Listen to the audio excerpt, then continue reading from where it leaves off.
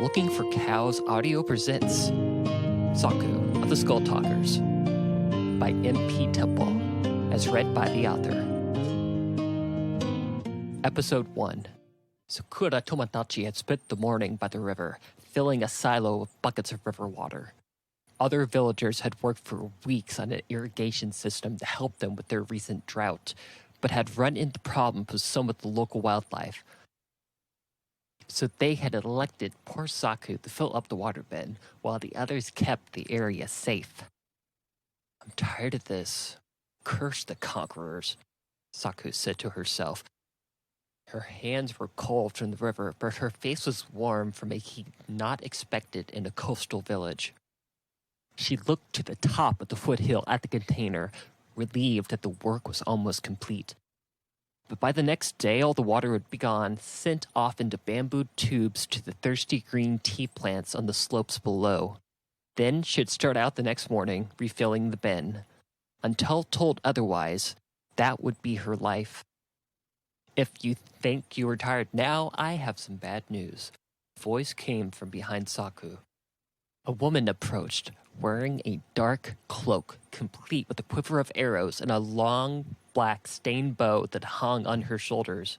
She squinted into the sun towards the water silo. "And be thankful the conquerors took over and stopped us from eating those crazy blossoms. Can you imagine if we all still wandered around talking to those dead things all the time?" "Easy for you to say, Mibu." Saku pressed and cooled her forehead with her still cold hands. "You haven't had to carry water up the mountain all morning." Saku shook her head. "No, I haven't. I've been on duty on the outskirts, defending the village, actually doing something that was asked of us." Saku's muscles ached as she lifted the bucket and walked back up the hill. "I am doing something. I told you I've been taking water up, like they asked of me yesterday." She shook her head. "You did. I could see you from my post, filling up the wrong silo." Mibu's upper lip rose for an instant but flattened. "They said fill up the west water silo by evening," Saku cried. "They did." Mibu crossed her arms, and now the east water silo was filled and ready for the next season's crops. "But the west silo is unfilled." "You're joking, Mibu. That way is west. You're having fun with me." Saku pointed at the silo. "Wait. No, the sun is in the wrong place. I filled up the wrong one, didn't I?" Mibu pointed. "You need to hurry," she said playfully. Whack! Cold water splashed on her bare feet. Having been too deep in thought, Saku discovered she had unknowingly dumped all the water from inside the bucket onto the thirsty ground. She cursed. Mibu bent over laughing. "You didn't think for once to check to make sure you were going to the right one? Oh, Saku, why must you always do this to me?" Saku tried to calculate how long it would take to fill the silo, counting on her fingers as if that would give her an answer. It did not. "I don't believe in thinking," she said. Mibu uncrossed her arms. "Come on, let's get this filled." "I thought you were on duty," Saku asked. Mibu grabbed an empty bucket and dipped it into the waters. She gave Saku a look that made her feel uneasy. "I was, until I saw you heading up the wrong side of the mountain. I'm here to do your job. Again." Of course. Saku's eyes wandered in the direction of the village Fukui. "Why can't I do anything right?" Mibu placed a hand on her shoulder. "I am used to you disappointing me. That is my curse. We are lucky to have one of our own in charge who takes it easy on us. You remember what Yataku's people used to do to workers who made mistakes? Or knew about people like us?" The memories flashed before Saku's eyes, memories she did not like to dwell on. She also didn't like being called a curse. Mibu went on. "We need to finish before the gathering tonight. Before anyone finds out I left my post. Moryssa would really be ticked off if she knew that." "Gathering? Why are we having a gathering? Is this about the drought?" "Oh, Saku," Mibu said, shaking her head. She sighed before walking past, carrying 2 buckets. "It's been talked about for weeks. I know not, but all Fukui is summoned. You think they'll miss me if I don't show up? Saku refilled the container and ran up the hill to meet her. Something caught her foot, and the next thing she knew, she had fallen and was feeling wet dirt on her face. Don't worry, I will always protect you, Ibu said. You're the best sparring partner ever. Though, if you keep spilling water, we are never going to finish. And someone's going to find out. She helped Saku to her feet. I will make it up to you. Someday. Somehow, Saku said. After completing the task, which with the help of Mibu was much quicker, they made their way to the temple in the middle of the village. Some others still dressed in their working clothes came out of their longhouses, the roofs covered with dying grass. The two noticed the people had already gathered. Rusu looked at both of them walking in late. Her eyes narrowed. They didn't say what this was about? Saku asked Mibu, looking into one of the longhouses. In the middle was a garden with a shriveled tree. People used to grow their own food in the old days, keeping their own crops. But lately, no one had been able to grow much. It's hard to grow crops in dust. Do they ever tell us anything, Saku? Why is Rusu looking at us? Mibu said. They tell us to work faster and not to have feelings. Saku sneered. Other than that, I think we are in trouble, she said. They passed the dry pond under the giant arch, joining the others near one of the older shrines. After they had taken their place, Rusu nodded at them. She then addressed the crowd next to a cherry tree, whose blossoms looked withered. This morning came word from Salsong. They informed me they have increased their tea and rice tax, and have doubled their tribute demand. We'll need to quicken our pace if we wish to meet this. We need to minimize our mistakes, like making sure we deliver things to the correct place, Rusu said. Saku heard a few laughs. Mibu's eyes widened. Others began to bicker aloud. Saku raised her voice. Double? The amount of tea they want is ridiculous. Don't they drink anything else? Mibu gave a friendly but firm jab to Saku's ribs. Stop speaking. We are in danger. Rusu's eyes caught Saku's. Your attachment to Mibu seems unnatural. Our business is our own, Saku said, feeling the villagers' eyes turn upon them. You're still talking, Mibu said, hitting Saku a second time in the ribs. You're gonna get us both. The conquerors have requested the shipment of the forbidden tea be brought to the city as soon as possible. Lord Yataku is hosting a grand meeting to calm relations with the other lords in the land. As you know, the others who have been sent out on this task did not return. I feel like this is a good job for you, Mibu. Saku's hand caught Mibu's as she tried to hit her again for speaking. Saku threw her hand aside. No, I will go, Saku said, stepping forward. Laughter erupted. Some people clapped. Saku stood looking into Mibu's light brown eyes. Let me go with her, Mibu said, turning in a panic back towards the speaker. Let me guard her to ensure that... No, Rusu said. Maybe that is one job Saku can do correctly. You are to depart tomorrow after the 6th morning bell. Please, she doesn't know what she's doing. I will go, Mibu shouted. But all of the villagers left, leaving the two behind alone. She kicked at the dirt ground. We need to get out of here, tonight. No, Saku said. You know what happens to those who try to leave? The conquerors find them, every time. I must travel to Shaosong alone. This is the only way our village will ever accept us for who we are. Maybe others will start seeing how unfair living like this is. It doesn't matter if it's fair, Saku. This is the way it has to be if we want to keep living, and speaking out only makes it worse. What are we supposed to do then? Saku said. Keep working harder and keep living on less and less? We have to do what we need to keep on going, Mibu said. That is the only choice. That is why we should leave. If anything ever happened to you, I'd never be able to forgive myself. Weren't we meant for more, Mibu? We're meant to grow the Conqueror's tea. That's all, she said. Then I will prove to you that you are meant for more. Mibu hung her head. Stay safe. And when in doubt, don't say anything. Please, come back. I'll be back, Saku said. I'll show everyone. I'll even bring you something back from the market she always told me about. She smiled, but Mibu did not. The next morning, 6 bells rang, echoing throughout the dusty hills. Saku gathered the rest of her meager rice rations and returned to the temple. To her surprise, no one greeted her in the small closed-off structure. The row house was usually guarded, but not that morning. She entered, seeing a large grass-woven pack overstuffed with what she assumed was the forbidden tea. However, this kind Saku had not seen before. Most of the villagers had not seen this before.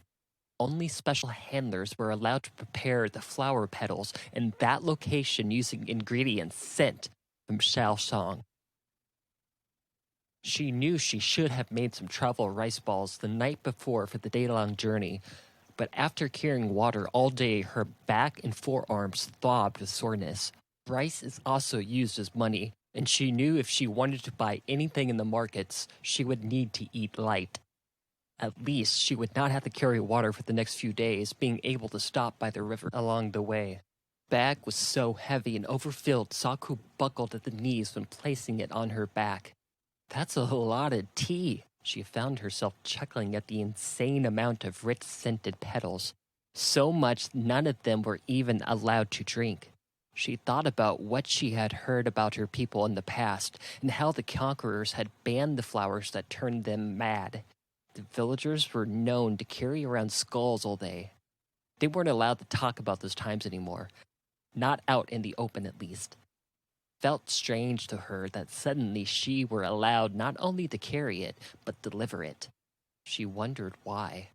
The conquerors could drink it without anything happening. Why would they be offering it to other nations? Saku looked around the temple before setting out. The entire village was still covered in thick dusk. She pulled at her jacket. I better get going, she thought. But then she paused and looked about. She had no idea which direction Shaoxiang was in, especially with the dust. I guess I'll figure it out, she said. After a few hours, the dust would be lifted, and she would see the western mountains and would be able to find the city from there. So she set out, not knowing where she was going. Saku had seen Mibu once head to Shaoxiang on the road outside the temple, so she picked that way and began to walk, hoping she headed in the right direction. The dust did not lift after 6 hours of walking. Though Saku was confident she was still heading in the right direction, for the road still lay under her feet. Her stomach growled. She knew she would need to stop to prepare something soon, but Shaoxiang must have only been a few hours away. But she looked down to what she thought was the road and only saw dirt ground. What happened to the road? She said, stomping her feet. She could see nothing but the dust. Well, I'm doomed. That didn't take long. Suddenly, Saku heard a voice behind her. What are you looking for, stranger? She quickly turned and saw a man standing behind her, the dust seemingly lifted around him. I'm looking for the village of Shaoxiang, she answered. She noticed the man was wearing an outfit she also had, a dress of a very bright orange color. He had a crazy haircut that looked funny to Saku. I thought this way would take me there. You're almost to Shaoxiang, the man replied. Saku recognized his dialect to be one of the conquerors. If you follow me, I can take you there. It's down the road from here. We could be there within the next few hours. All I ask is for a little cooked meal. I'm starving, she said. If you help me find water, I'll prepare onigiri. You can take me the rest of the way? I'll take you the rest of the way, the stranger agreed, grinning. What's that on your back? Tea, Saku said. The man took a few steps towards her and smiled. You are one of those skull people they keep finding dead, aren't you? He said. Saku began to follow him, having been taught to obey all conquerors' orders, but she stopped. She looked and asked, "What's your name?" The man turned around and smiled. He held onto the handle of a large katana. "Just call me Yayashi." Nearby, she could hear the sounds of a stream. From beneath the dust, a massive tent appeared in front of them. The front and back of the tent allowed air in, and a large side flap allowed entrance. It looked to Saku as if the man lived there. Ayashi took off his katana and placed it inside. She wandered, looking at the stream before turning to the fire pit in the middle of the encampment. "That's a nice sword," Saku said, pointing at the large katana laying now in the tent. "I need one of those if I'm going to be traveling, huh?" Ayashi smirked. "You can't have this one. I claimed it recently. It is so new I haven't even tested it out yet." Saku wasn't listening. She was rummaging in her pack. "You have a pot to cook rice in? I seem to have forgotten my cookware." After a few moments, Ayashi brought a large pot with a heavy lid, along with a pan. He lit the fire and placed an iron grid over the stone pit. "Get cooking," he said, "and cook some of these." He handed her 4 large eggs. "What are these?" Saku asked. "Duck," he said. He pointed to a spot near the stream.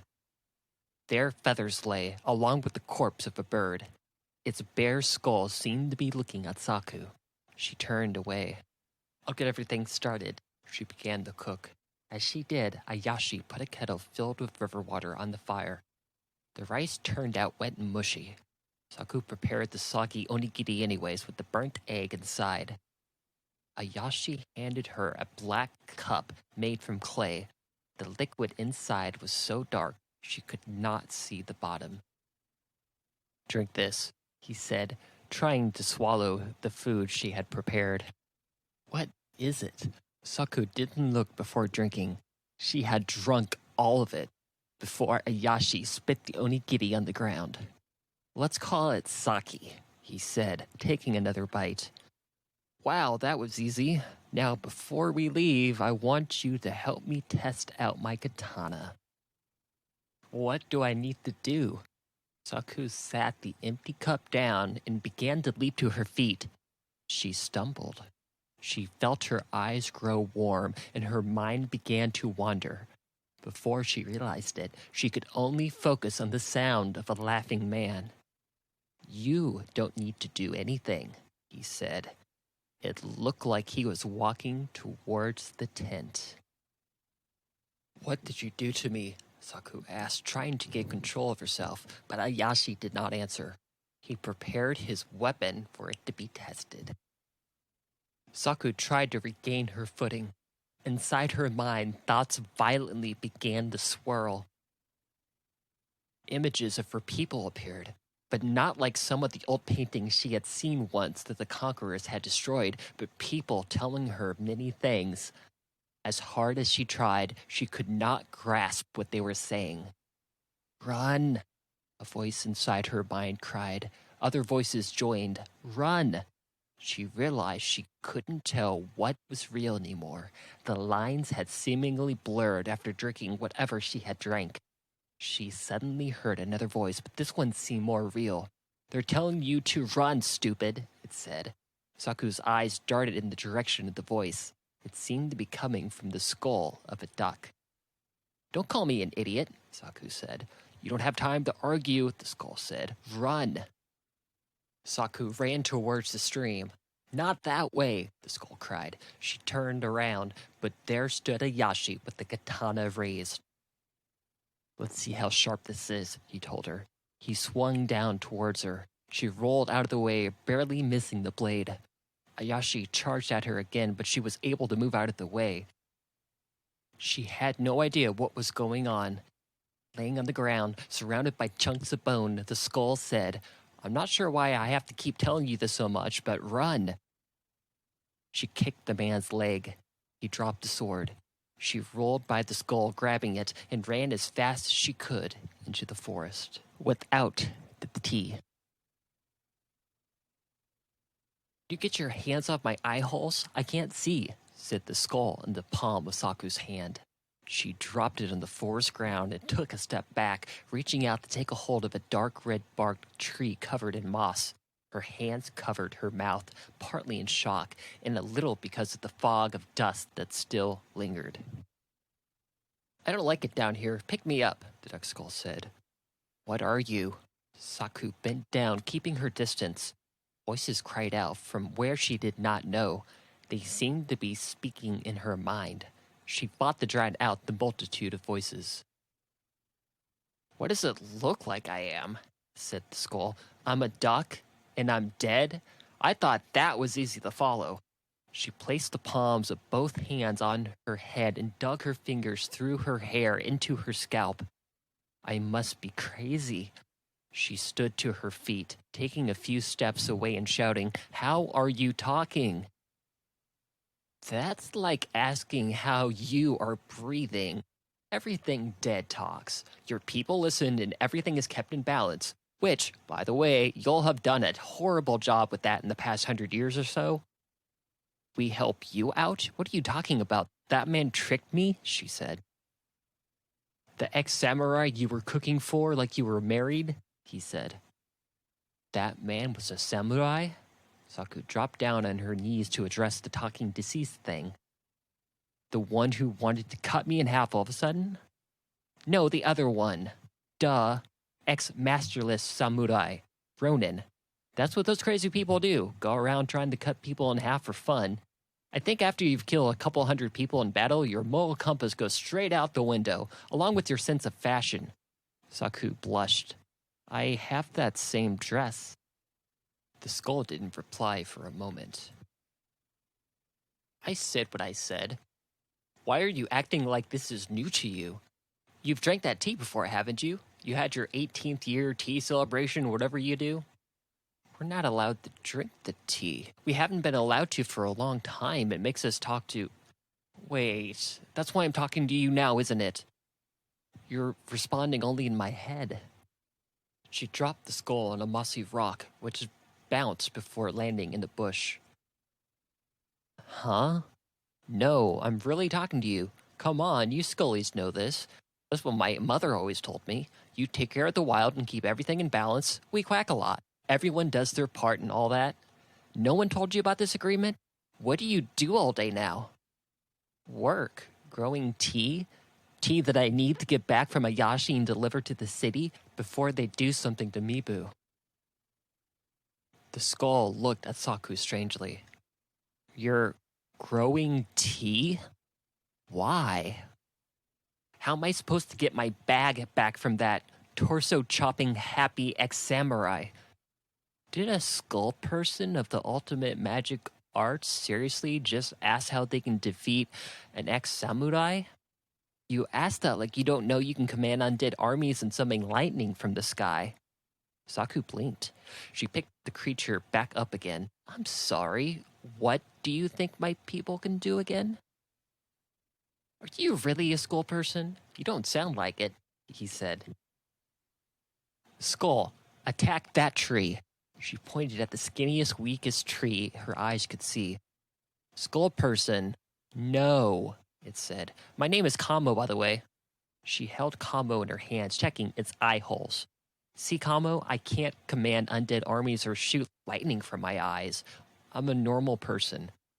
Of course you can't shoot lightning out of your eyes. That would be silly. I said you can shoot lightning from the sky.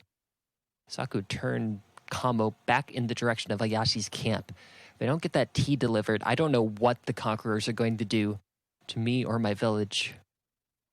If Kamo could have rolled his eyes, he would have.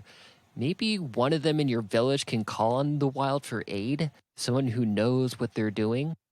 Maybe this craziness will wear off, and soon I'll just be holding a dead duck skull, feeling silly yet gross about myself.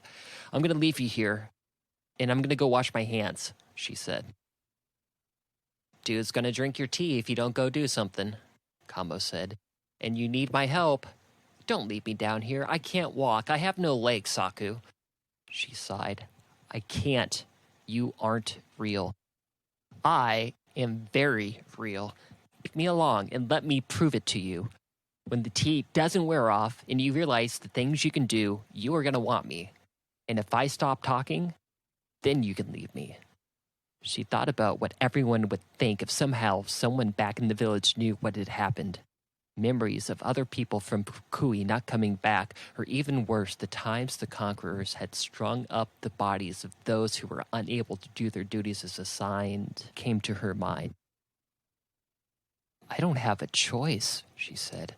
I'm going to prove I can do things without Mibu. I will take you with me. For now, until I find someone who can cure this tea illness or whatever is going on right now. I'll find a way to fight Ayashi long enough to grab the bag, all without letting the people in the castle know where I am. She carried Kamo in her arms towards the camp. You didn't even bring a weapon? He said. Saku didn't reply. Yikes. Better grab a stick or something. She held the skull close to her face and narrowed her eyes. I'll drop you. Episode 2. From up on a hill that towered above the treetops, Saku looked down at the camp. Fire had been put out and the flap of the tent had been closed. She held out the skull so it could see, feeling completely silly while doing it. But Kamo had complained after being in the pocket for too long. After walking down from the hill, she carefully crept towards the camp, dust swirling in the air above her. You must be asleep or something, she whispered to the skull, now back in her pocket. Stop talking before he hears you, the skull said. She heard a snap. She threw Kamo in the direction the sound had come from. His face slid in the dirt until he once again was facing her. Hey, he shouted with a twinge of hurt in his voice. I may be dead, but my feelings aren't yet. I am not a weapon. You had it coming, she said. Her eyes darted around back to the tent, as if she expected him to come out of it. He didn't. After a few moments, she went to Kamo and picked him back up again. He's gone, she said, still looking around. Why would he leave? Saku carefully approached the tent and slowly opened the flap. The skull screamed. Saku dropped the cover, then paused and slowly turned. Kamo might have been smiling if he had lips instead of a bone beak. You fell for that? Kamo asked. You scare easily. Saku threw the skull into the soft dirt. After, she noticed all the items that had once been inside the tent were now gone, including the tea. But the katana lay in the middle, seemingly waiting for her. She approached the sword and knelt down. Why would Ayashi leave this? That man is crazy, Kamo. Not as crazy ugly as that dress he was wearing, he said. I'm telling you, I have the same dress. Why does a duck even have an opinion on what I wear? How are we supposed to find Ayashi now? I need to get that tea back. He could be anywhere.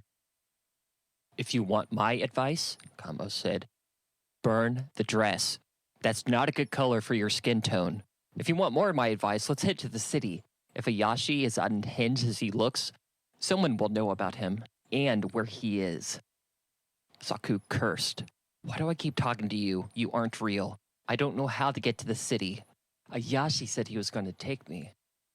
He totally wasn't going to take you, said Kamo. She muttered some unkind words under her breath before saying, I know that now. If I could see the mountains and all this dust, I could point you in the right direction, Kamo said. You're going to Shaosong like the others, right? There's a lady near an apple tree there who used to make great pickles. I used to go with some of my friends. We'd get high up in the tree so we could see when she was washing her clothes. Then we'd knock over the clay pots and enjoy the good eating. Wait, you know how to get the Shaosong because you eat pickles? She shook her head. Yeah, you are not real. I am nuts. Mibu can never know that I drank the tea. She'd never speak to me again. Saku turned to look high up at the trees. She put the skull in her pocket and grabbed onto the bark. Soon she climbed far up enough to reach the sturdy branches. Though sore, she managed to make it to the top. Still, dust covered the sky. Kamo began complaining about the darkness of the pocket when Saku grabbed him and tossed him as high into the air as she could. She expected the skull to fall straight down, but she could see nothing past the leaves of the tree. Suddenly, he fell from the dusty air into her vision. She leaned out as far as she could and reached for the skull. Her finger caught his eye hole. "You jerk!" he screamed. "You almost shattered me! Stop dropping me!" "I'm sorry." She climbed down the tree. "I figured you'd be able to see if I got you up high enough." "I did. The mountains are to our left, so we need to keep heading straight up the river. The dust should clear with those wind currents, but no more throwing me." "No promises, but I'll try," she said. "I never expected a school person to act like this. Have some respect. I shouldn't have to tell you that."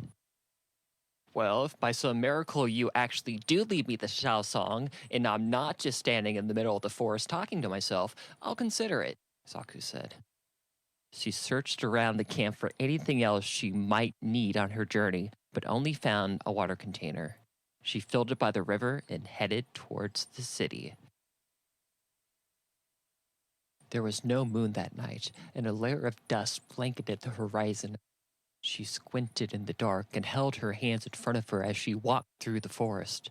Her palm hit a tree as her knees hit a sharp, thorny bush. She cursed.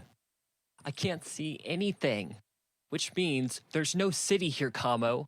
I shouldn't have listened to you," Saku shouted at the skull. "Oh? What's that up ahead?" he said. She noticed the dim lights in the distance. As they approached, the night sky cleared, revealing a city illuminated by scattered, decorated paper lanterns. Banners waved out in front of shops, and people in brightly colored kimonos chatted amongst themselves. The scent of cut grass and newly built doors and walls overwhelmed Saku. She had never seen buildings taller than trees before. "You got lucky," she told the skull. "All cities are built by water. I'm sure I knew that. This means nothing." "I was right. You have to believe me now," he said. She held the skull higher towards the shops, still busy with people. What is everyone doing out so late at night? Don't they have work in the morning? "They're buying stuff," the skull said. "What, you don't buy stuff? With the money that you make growing all that tea all day?" Saku suddenly realized others could hear and see her talking to the skull. She put it away in her upper right pocket. "Hey, I was talking," the skull said. "I can't keep talking to you," she said. "I'll look not normal." "So?" the skull said back. Kamo's voice now sounded muffled to the fabric of Saku's pocket. "Everyone is crazy in the city. The crazier you are, the more power you have." "If I get caught," Saku began to say. She noticed a young girl with light brown hair and a patched-together blue kimono staring at her. Saku looked away and whispered, "That kid sees us. The castle finds out I'm here without the tea. Look what you—" The child ran up to Saku and tugged at her pocket. "Is that a talking skull?" the kid said, lifting up on her toes to speak to the foreign person. "You never talk to your pocket for fun?" Saku tried to hurry away from the child, but she followed her behind a pushcart selling dried fish and clay-cooked sweet potatoes. "We don't have pockets," the child said. "Are you friends of Oniku?" A boy in an old kimono with a blue cap ran to her and used his arm to push the girl back. She swatted away the arm. "Leave her alone, sister.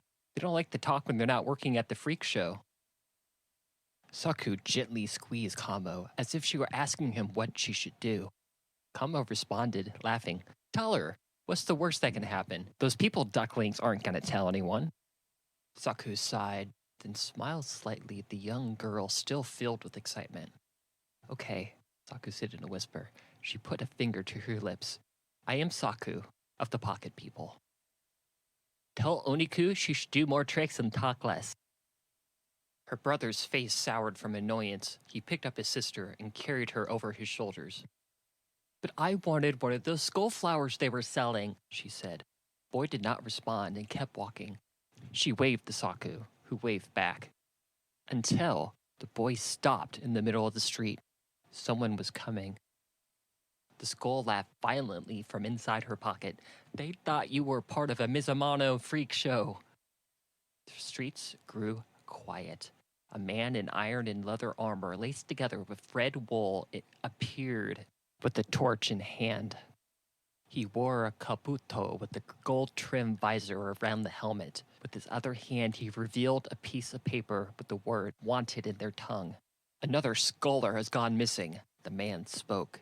The regent wishes for them to be found and brought to the castle immediately. 50 coins will be given for her capture. Alive, unless she is without the shipment, then he will accept her head. Search the outskirts. The memory of Mibu telling her not to talk came to her mind. She disappeared into a closed, unlit shop away from the commotion in the streets, but not before seeing the boy and the girl approach the soldier. Saku squatted down behind the wooden counter beneath stacked white ramen bowls with blue trim.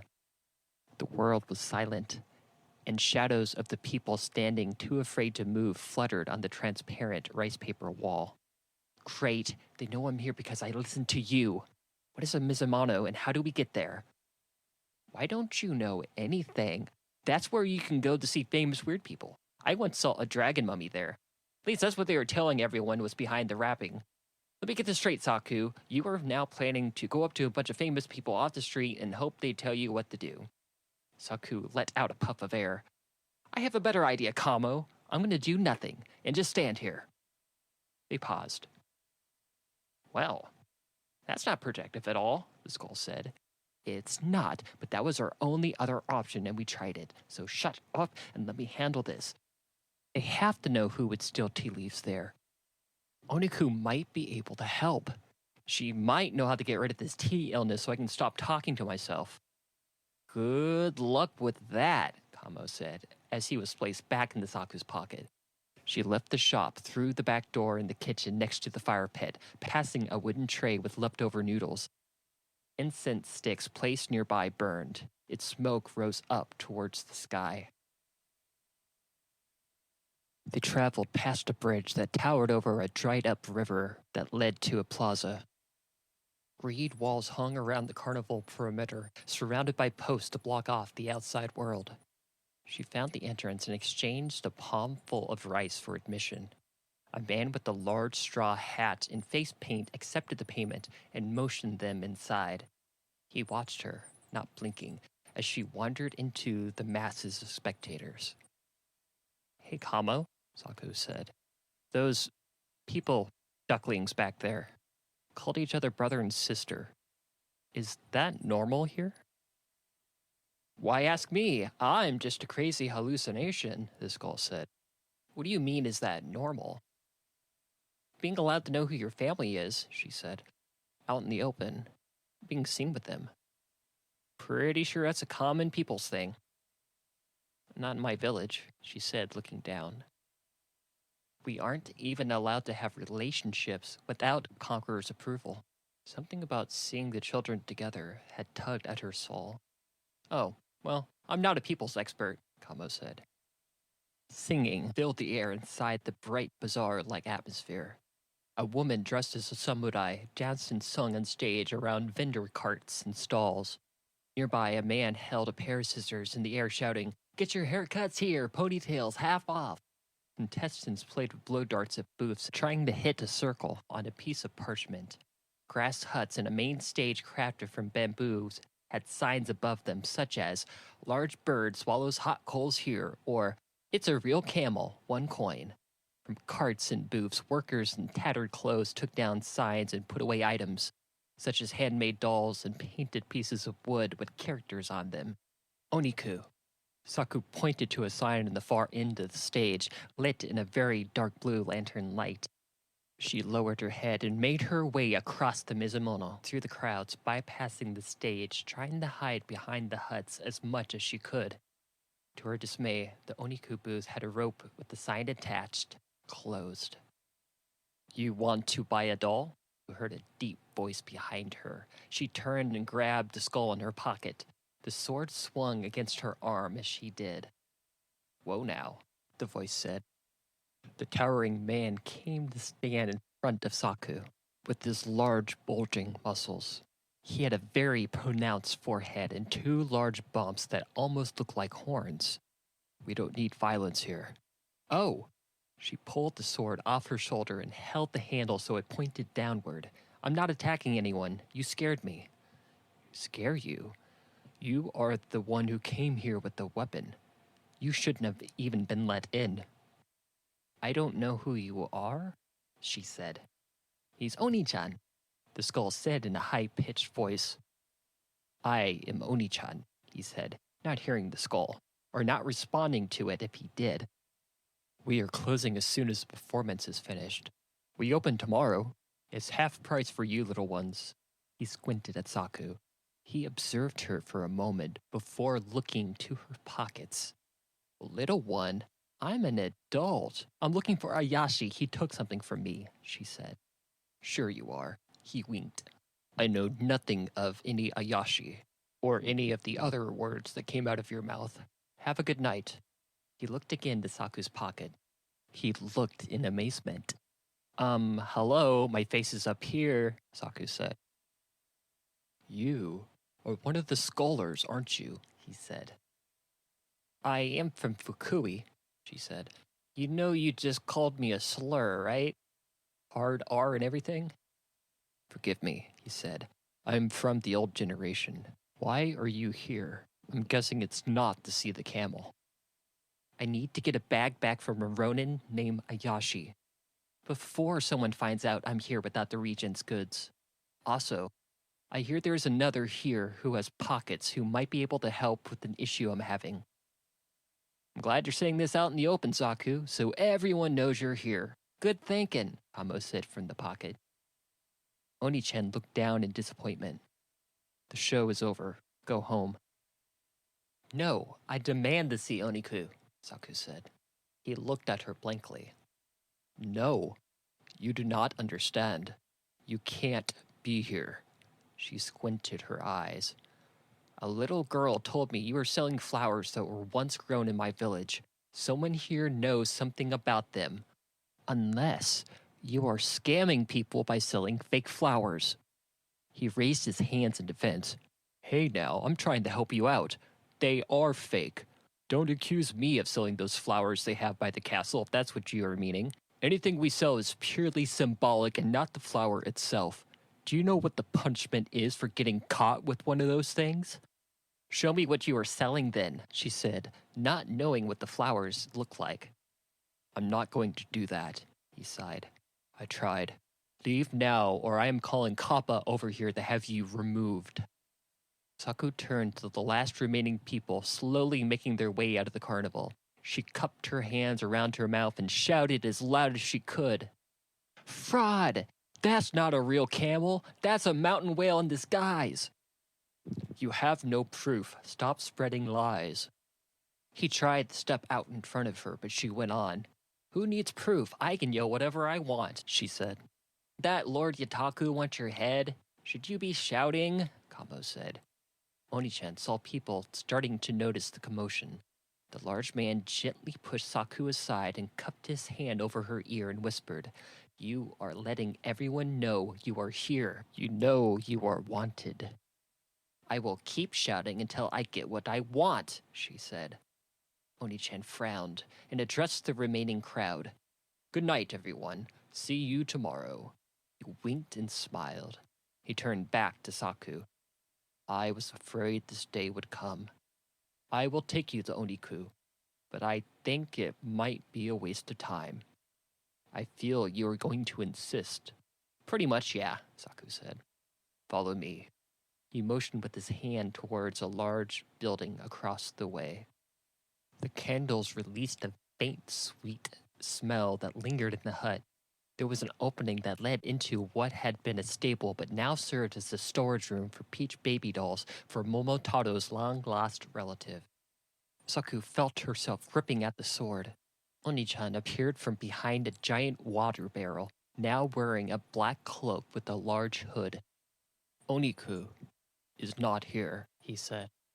But I am going to perform to you the very act she gives nightly. His voice came out sheepish. Saku thought he looked embarrassed. He picked up a fake skull and began to speak to it. Well, hello there, Jasato. His voice rose to that of a convincing woman. He used the skull like a puppet. He spoke in a weird accent that made the puppet seem very unsophisticated. Golly, Madam Oniku, I done hadn't seen you all day. You done drunk some tea, didn't you, Miss Oniku? That's the only time you talk back. I always drink my crazy tea right before. Saku cursed loudly and stuck out her hand. That's enough. Oni-chan stopped, still holding the skull in mid-sentence.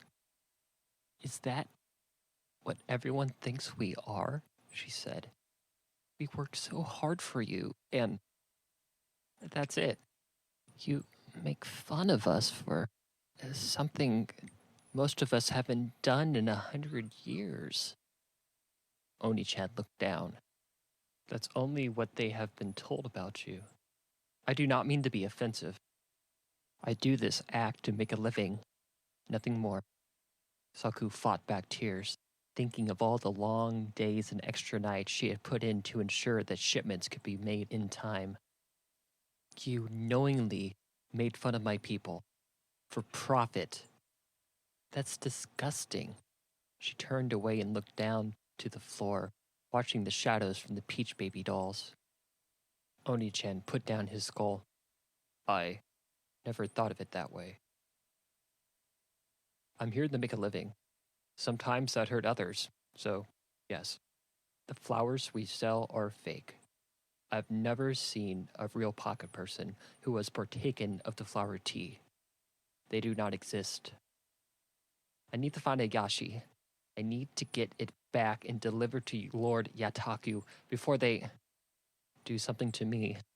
Or Mibu, she said. Oni-chan put his hand on his chin and thought. I still do not know any Ayashis, but look for the Makiyako in the market district. The commoners who patrol the city will be gathered there, out eating after their shifts. If there is a Ronin here, one of them will know. I will retire the Oniku Act. A woman with scales for skin poked her head through the door, panting. Lord Yataku is here. Someone saw the scholar yelling during the show. What do we... The lady spotted Saku and cleared her throat. I mean, skull person. Get out of here, Oni-chan said sternly, pointing to the back of the hut. Push aside the wall before he finds you. Moments after crawling through the secret opening, she heard someone burst into the hut, followed by a hand smack. The voice rang out, loud and angry. Where is she? It said. Someone must have been mistaken, Saku heard Oni-chan say. There is no... Something or someone struck Oni-chan hard, over and over. Grunted out in pain, gasping, spitting. Bring this hideous liar to the castle, he said, seemingly to others who had entered the room. Saku felt a hand on her shoulders. She jumped. This way, the man with the straw hat said. When Saku left that night, creeping past royal guards who surrounded the Mizumono, she left with an Oni-chan doll and a mermaid handbag that had been given to her on the way out by the man who took her admission. They made their way into the night towards the market district. That Oni-chan really went all out for you. I wouldn't get beat up for you, Kamo said. And, by the way, I thought the act was pretty funny. Saku, despite how she felt, didn't fling the skull into the sky in the middle of the night, but did give it a whack on the top of its head with her index finger. The shops had closed for the night on the streets, and only a few lanterns were lit. Because of this, a vast array of stars hovered above Saku. She stared at them, as she often did when it was clear, and wondered. I thought I'd find help here. There is no help. I'm on my own, and I cannot fail. I'm going to find a way to free Oni-chan. I won't allow anyone else to get hurt because of me. I mean, I got us here, Kamo said. I'd call that helping. Yes, I told you to tell the ducklings who you were, so I did mess up, but you had a shouting match that let everyone know where we were, so maybe we should call it even. Saku found herself smiling at this. Okay, I'll admit, maybe I'm not crazy. Maybe you are real. Saku found herself smiling at this. She wiped it off her face as soon as she heard screaming. She looked to see where the noise was coming from. Isn't that where we're going? Kamo asked. She kept walking towards the screams. Her pace quickened.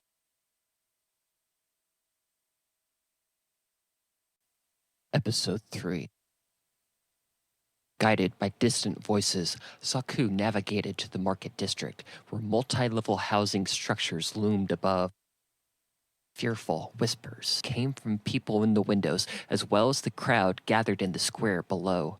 3 men in armor stood by a boy and his sister, with cloth wrapped around their eyes. She ran faster, feeling the ground uneven on her bare feet. She gripped at the hilt of the katana around her waist. Don't, somebody begged. You remember you don't know how to use that sword, right? Kamo said to her. The large men holding the children stood next to a flower cart and a number of booths with high scaffolding.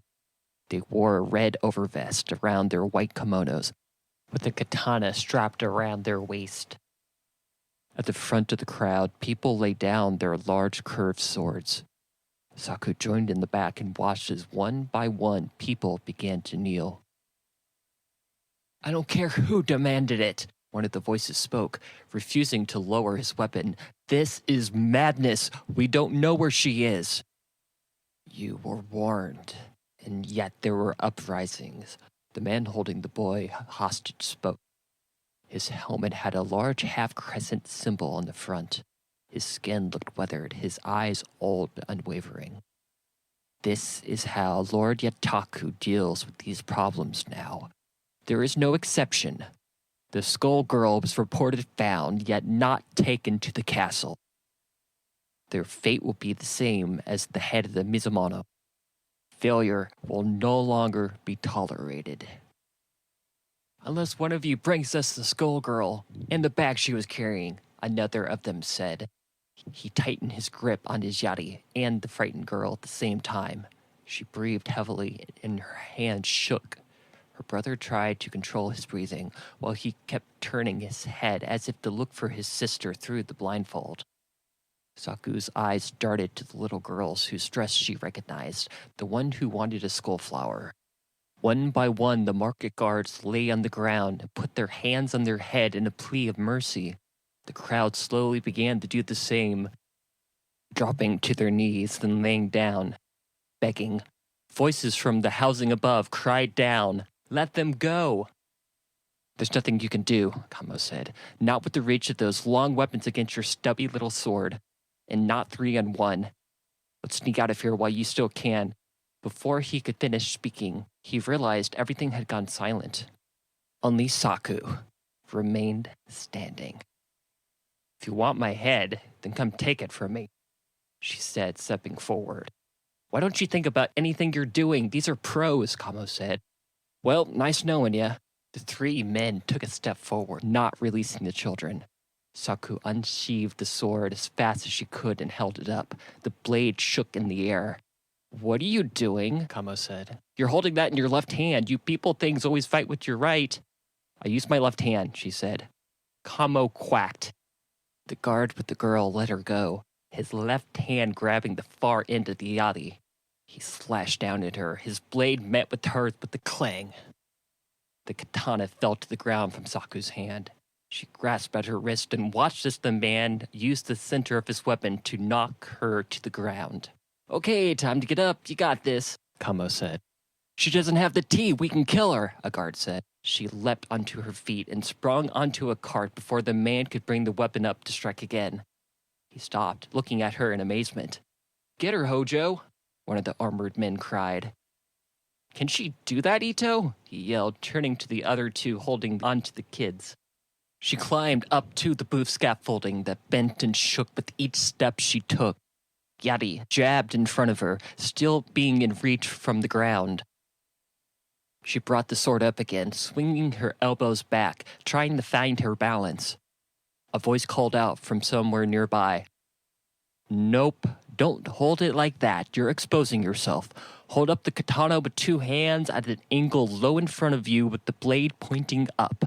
She looked around, looking for the source of the voice, but stopped when the men started kicking at the support beams. The reed of the scaffolding began to shake. "What are you doing? No one does that in a fight. That's against the code," the man shouted at her. Boy squirmed in his capturer's hands. The guard dropped his weapon and wrapped his arms tightly around the child. "There's no code, Hojo. Just kill this girl already." "Don't be overspirited and do not let the enemy see your spirit," the skull said. "Come again?" Saku said nervously, trying to catch her breath.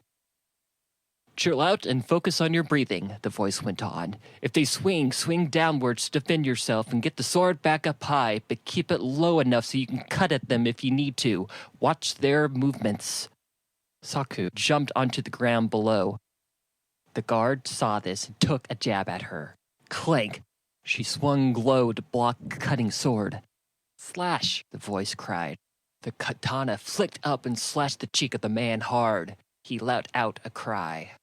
She staggered, gasping for air before raising her sword to meet his weapon's thrust. "Breathe through your nose, exhale through the mouth when you swing." The voice seemed to be coming out of an eagle-owl skull laying on one of the plates in an outdoor eatery nearby.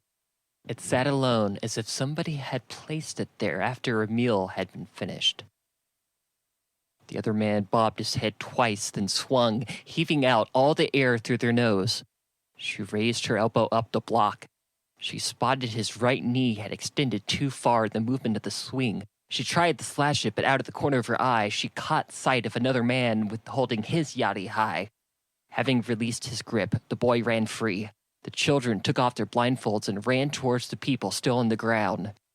They stood up and gathered around the kids, making their escape, leaving only the guards and Saku in the market. Her hands held the sword at the base position. She took a chance and swung. The weapons clanked. "Yeah, don't do that. Just try to stay alive. You can't beat these guards," the voice said. "Let them make the mistakes." "Who are you?" Saku yelled, quickly moving behind a bend, dodging an attack. "I am known by the name Fushicho," the small eagle-owl skull said. "Don't lose focus." "Then stop talking," Saku shouted. The 3 men found themselves on the wrong side of the booth, unable to reach Saku as she ran. She jumped on a stall and reached for the banner to pull herself up. The banner ripped, sending her crashing down. They stood in front of her with their weapons drawn. The one called Ito nodded to Hojo, who unleashed a mighty swing towards her, but he stopped. He stared at something in front of him in the distance. The other's gaze turned to whom he was looking at. A man wearing a bright orange kimono walked into the market with a bow on his back. He walked down leisurely towards them. "I'll leave the scully alone," a familiar voice rang out. "She's taking it easy on you." Ayashi walked to the cart and picked a yellow morning glory and placed it behind his left ear. He picked up Fushicho from the table of the eatery. "That's yours, Saku." He tossed the skull to her. "Nice throw," Fushicho said, "in soft hands. You must study this well." Saku put the skull in her pocket. "You have no business here, Ayashi," the guard said. The man withdrew from the skull person and turned his focus to Ayashi. He readied the bow, drew an arrow, and pointed at the guard. His shadow stretched far out in front of him. Ayashi pulled the string tighter. "Tell the regent he can't run a city if he keeps killing all of its people," he said. "We are everyone's problem now," the man called Ito said. A flash from high above caught Saku's eyes. Without thinking, she swung, slashing Hojo's side, who had tried to take a swipe at her. The man cried out in pain. "Stop!" Ito screamed. "Then don't come at me," Saku said. "Told you," Ayashi spoke. Ito rushed to the side of the fallen man. The cut was deep in his flesh. "My son!" he cried. Saku's face turned white. Ito's turned red. He looked to Ayashi, then back to Saku. "Next time, skull girl, it will be me talking to your skull." he said. Ito and the other guard helped the wounded man up. Blood gushed from his side. His face narrowed when he realized the commoner still watched from the windows above. The 3 men left the market. Saku pushed Ayashi and crossed her arms. You tricked me. You tried to kill me, Ayashi. Bushido was my master's trained bird, Ayashi said, and my gift to you for almost cutting you in half.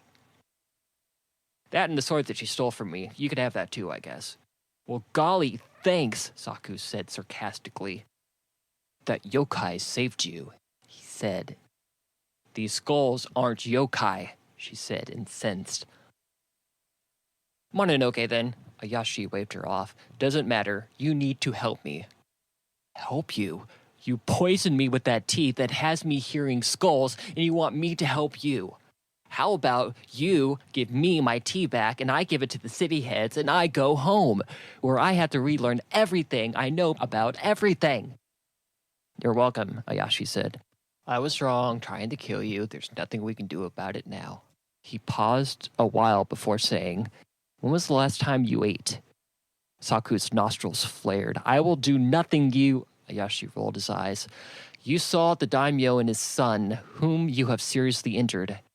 If you don't come with me and listen to what I have to say, then he will make sure you die. That was the daimyo? She asked. Ayashi straightened his garment and hummed softly to himself. Saku narrowed her eyes as he walked away. She went after him. Drunk men stood on their chairs, singing together as Ayashi sat down, reaching for a grilled meat stick. He took a giant bite as one of the patrons took a step onto the table before the barkeep verbally berated the men for standing on furniture. You're safe here. I've bought you some time. Eat, Ayashi said to Saku, who sat facing the door on the other side of the izakaya. You need your strength, he went on. What I need your help on next isn't going to be easy. Saku looked at him and then down to the meat. 1, I'm not helping you. 2, I don't eat that. Who doesn't eat meat? He said. This is good. It's teriyaki. It's sweet. Fine. Then tell the bartender what you want. Hey, Ayumi, can you barkeep Scully here some animal feed or something? What do you want? Ayumi asked, walking over, swinging a rag. Rice, she said, with vegetables if you have them. That's all you want? You sure you don't want some pork? Pointed to meat sizzling on hot coals. Yeah, try the chicken, something in the wastebasket said. I bet I taste great. I'm fresh. I didn't even see it coming. I went to the theater to see if a butterfly was there hanging around, and then whack, that was it for me. Oh, I had so much I was planning on doing. I guess I won't get to do any of that anymore. I really wanted to see that butterfly. The voice inside the basket grew sad. Ayumi tried to figure out why Saku didn't speak. The meat is fresh. Saku began to cry. Can you get me rice and vegetables, please? The man shrugged and returned to the stoves to prepare the meal. She noticed 2 armored men in blue in a booth in the corner of the small room, downing sake as fast as they could. They didn't look like guards Saku had seen, and she wondered who they were and why they were there. Although Ayashi did not seem bothered, she watched them from a safe distance. After a while, Yumi came back with a giant bowl of rice stacked high, along with a plate of roasted vegetables. Saku stuffed the rice inside her mouth and shoveled in the vegetables with chopsticks as fast as she could. The men in blue scoffed. We having an eating contest? Ayashi asked. Saku talked with her mouth full. Only reason I am here is because I haven't eaten in almost 2 days. You tried to kill me. I get it, Ayashi said. I'm naughty. But I'm going to tell you where your tea is. No strings attached. Which is usually my choice in how to make arrangements. The conversation of soldiers in blue nearby grew in volume. One spoke too loudly before returning to a whisper. Bloody sculler. The other man nodded and poured back another cup. That village is complicating the peace talks. Hearing the slur almost made Saku stop eating. Almost. After she had eaten the last lotus root and sweet potato, she finished her rice. She poured water into the bowl, whirled it around, and then drank the water, making sure every grain of rice was gone. She placed the chopsticks in the bowl and sat it on the table as the soldiers gave the barkeep a few coins and left, but not before giving Saku a cold, hard look. You're going to see a lot of that talk up north, Ayashi said. They're like birds who repeat everything they hear. They know nothing. You can't do anything about that.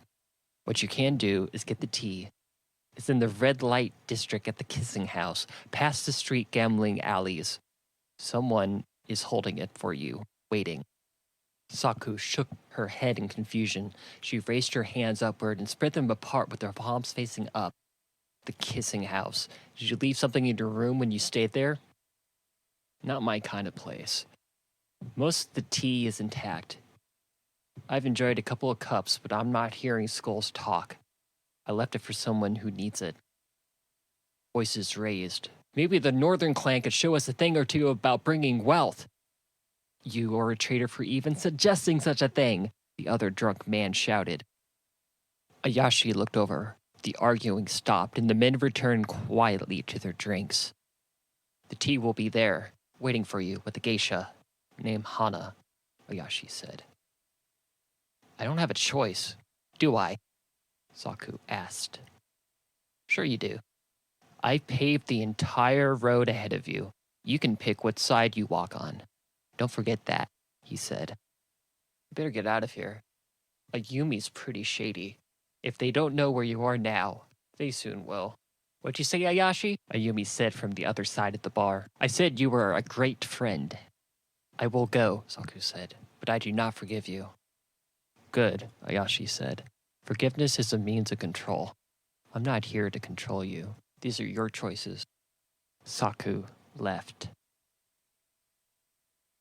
The glow got brighter as Saku walked towards the red light district. Men stumbled drunk, smelling of sake and sweat.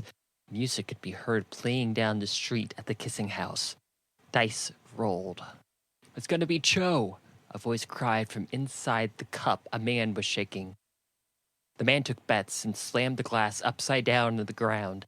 He lifted up to reveal 2 dice, both with 1 red dot facing up. Even, the man said. It was Cho. A few men grumbled and groaned. The cup man took the bets and placed them into his earnings. Don't complain. Next game, don't be cheap. Kamo spoke from Saku's pocket. What was that voice? They must be made of skulls, Saku said. Such games were not allowed in her village. She found herself wanting to learn how to play.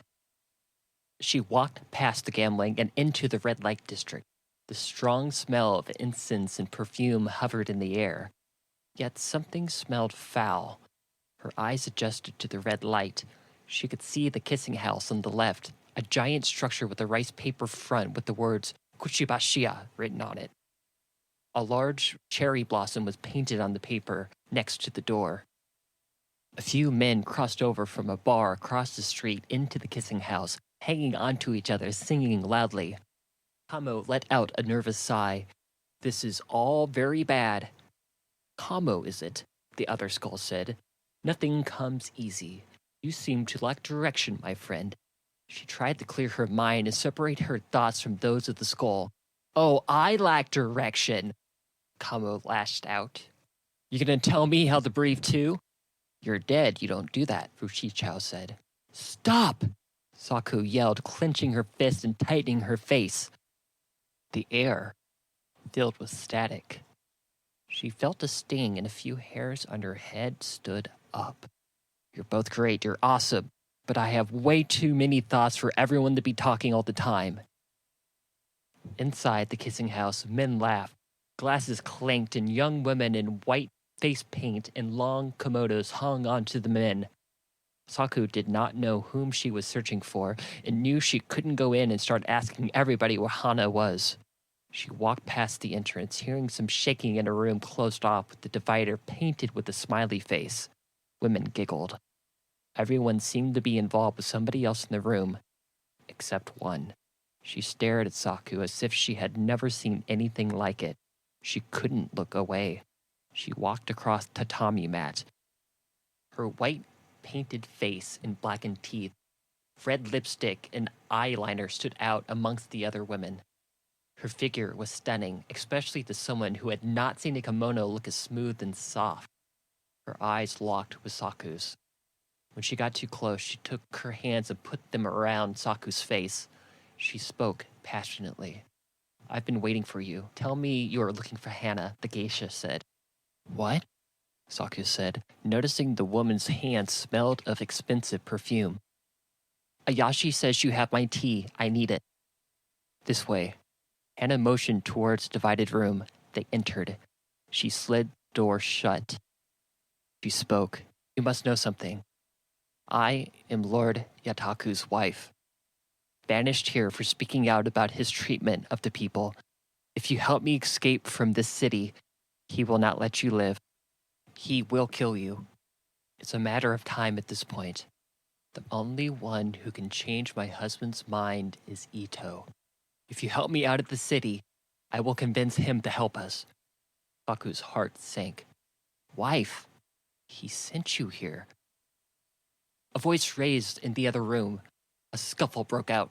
Cups crashed against the floor. Women yelled. They heard multiple footsteps clopping on the flooring. "Ayumi said the schoolgirl is here," somebody said. "There's no way out. Please tell me you know how to use that sword," Hana said, pointing down. "I've gotten lucky a few times," Saku confessed. "Where is she?" Saku remembered the voice of Ito, who stood on the other side of the divider.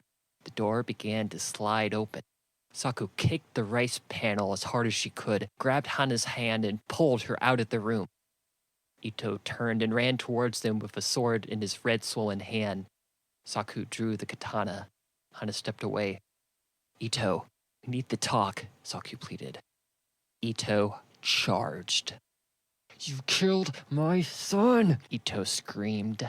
Saku swung in a wide sweep. Ito dug his foot into the tatami mat and leaned in to avoid the hit. The katana cut him across the side, slicing open his armor. She rushed out at the kissing house and onto the street nearby, stumbling into some bystanders who had gathered to watch the commotion. Saku saw Ito cross over the building's threshold and had closed the distance. Giant man charged at little Saku. In desperation, she hooked his shoulder and used his momentum to suplex him. The back of his head thumped against the stone road hard. His pupils dilated. He didn't move. He looked up. She stood to her feet and looked at him, bleeding on the ground. "I didn't want this," she said. "Lord Yataku will surely kill you now," Ito said, slurring his words. "Even if you give him his tea, you have shamed him in front of the other warlords. By not arriving on time, he will not stop until you are dead." "I just want to go home to Mibu," Saku said. "There's no chance of that now." Ito's eyes closed. If his spirit left him, she did not know. They heard footsteps and clinking armor approach from the kissing house. Saku and Hana ran. Hana had the bag of tea in hand. Others went to Ito's side and began to give aid in whatever way they could. Someone cried for help, but his own men did nothing. Episode 4. "I'm in the wrong pocket. I don't like this. Why am I here?" Kamo said from within Saku's garment. Saku switched Kamo and Fushichao positions in the dark not far from the gambling den. The area was silent after the events earlier in the day. Hana returned from peering over the wall of the housing complex, keeping an eye out for Ito's men. She tilted her head and brought her lips forward. A strange, sparkly breeze passed through the air. Hairs on Saku's head stood up. "What have I done, Kamo?" Saku said, not noticing anything but her own thoughts. She crossed her arms tightly and gripped her hands. "Actually, I like the other pocket better," I said. Hana smiled like she thought Saku was playing a strange game with her. "Kamo, it's only us here." Saku pulled the skull from her pocket. "Here it is. I can hear a soul inside this skull." Hana screamed, but then covered her mouth. I'll admit this isn't the best of luck, but that was uncalled for, he said. Saku, we need to get as far away from my husband in this city as possible. He might change his mind after a few days, and his mood might blow over. I know I was late, Saku said, but I have done nothing to deserve this. Nothing, Hana said, leaning harder against the wall, tugging on her kimono sleeves. You hurt his military commander and his son. You are aligned with Ayashi, the one Lord Yataku blames for the death of his son from his wife before me. And you saved me from the kissing house. Saku lowered her eyes. I have nothing to do with Ayashi. I need to fix this. That's not how anyone sees it now, Hana said. Please listen to me. This goes deeper than you know. I cannot let you go to Lord Yataku. I once pledged my life to serve the Miko.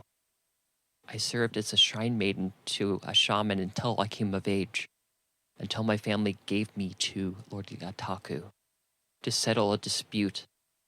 He is quick to take revenge for the most petty things. It's not only you in danger, it's everyone. The people here, Lord Yataku's enemies, and your village. What dispute? Saku said. Hana was taken aback. Over land, your village. The matter was settled until my brother did what my brother does. This is why you cannot go tonight. Your brother? Saku asked. Hana wiped her face with the hem of her garment and patted her skin to remove some of the makeup. Some of the white paint remained on her forehead and cheeks. She felt her skin. Ayashi is my brother. The son of Lord Noriko of the North, she spoke, closing her eyes.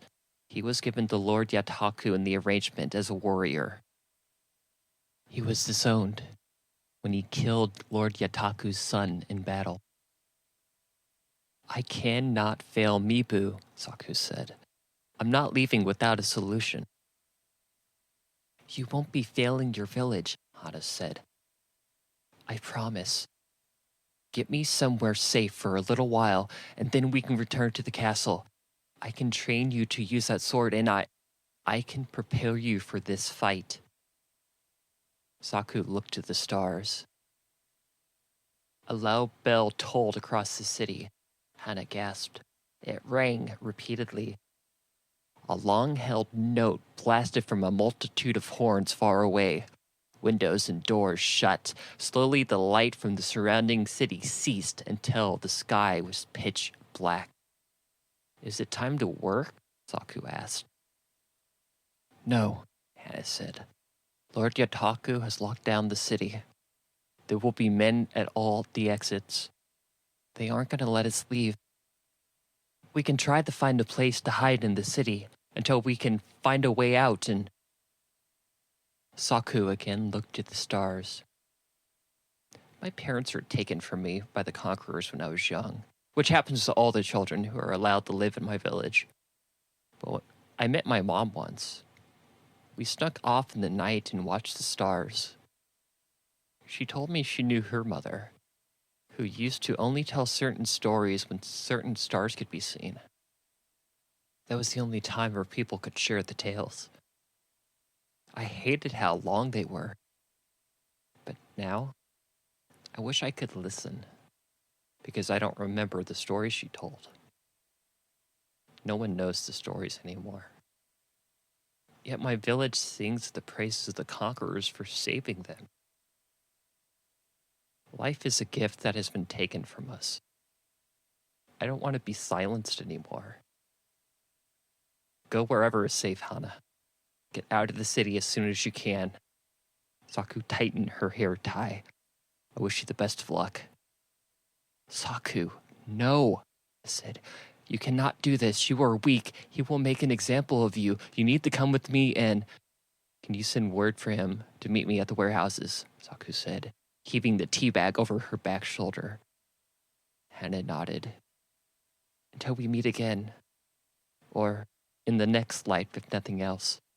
In Saku, we still need Lord Yataku, because if my father gains control, you won't have a village to go back to. Saku paused before adjusting the bag on her back. She disappeared into the night. 3 guards came out of the darkness and surrounded Saku, who stood in the middle of the warehouse. She drew her sword. Her heart pounded. A deep voice echoed through the large room, surrounded by bins and shelves of goods. She recognized the voice. I've been told your name is Sakura. Your head isn't very good, is it? Put the sword down. He appeared, catching Saku off guard. He adjusted his hair in his top knot and motioned for a young woman to approach. She handed him a pipe and incense, which he lit and smoked. He exhaled and handed the object back to the geisha, blowing smoke into the air. He tightened the sash on his red kimono.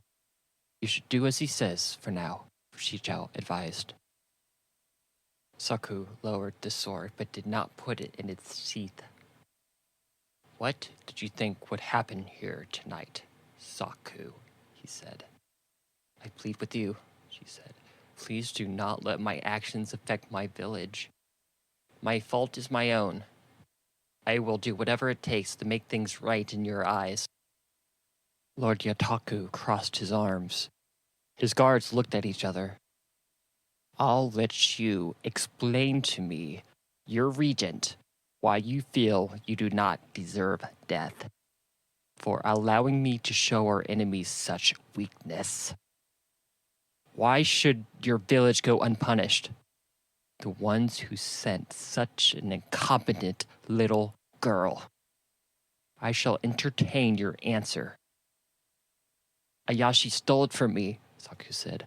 I had to track it down. My village did nothing wrong. They sent you, he said. This is the 3rd time the delivery did not arrive. You were unacceptably late, which is none of my concern.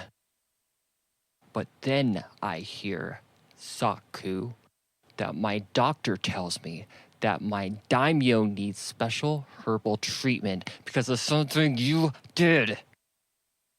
A leaf that grows not in this area. I know you not, but you somehow become a menace that I cannot let stand. What if I find you this leaf, Saku asked, to make things right? Then I will return to my village and you will have no dealing with me from here on out. Saku tightened the grip on her katana. I need no help from a skull person, Lord Yataku spoke. A guard offered him a sword, which he took. I do not accept failure. Let me do it for you, the guard said. I can handle a 16-year-old woman, Lord Yataku said, smacking the guard.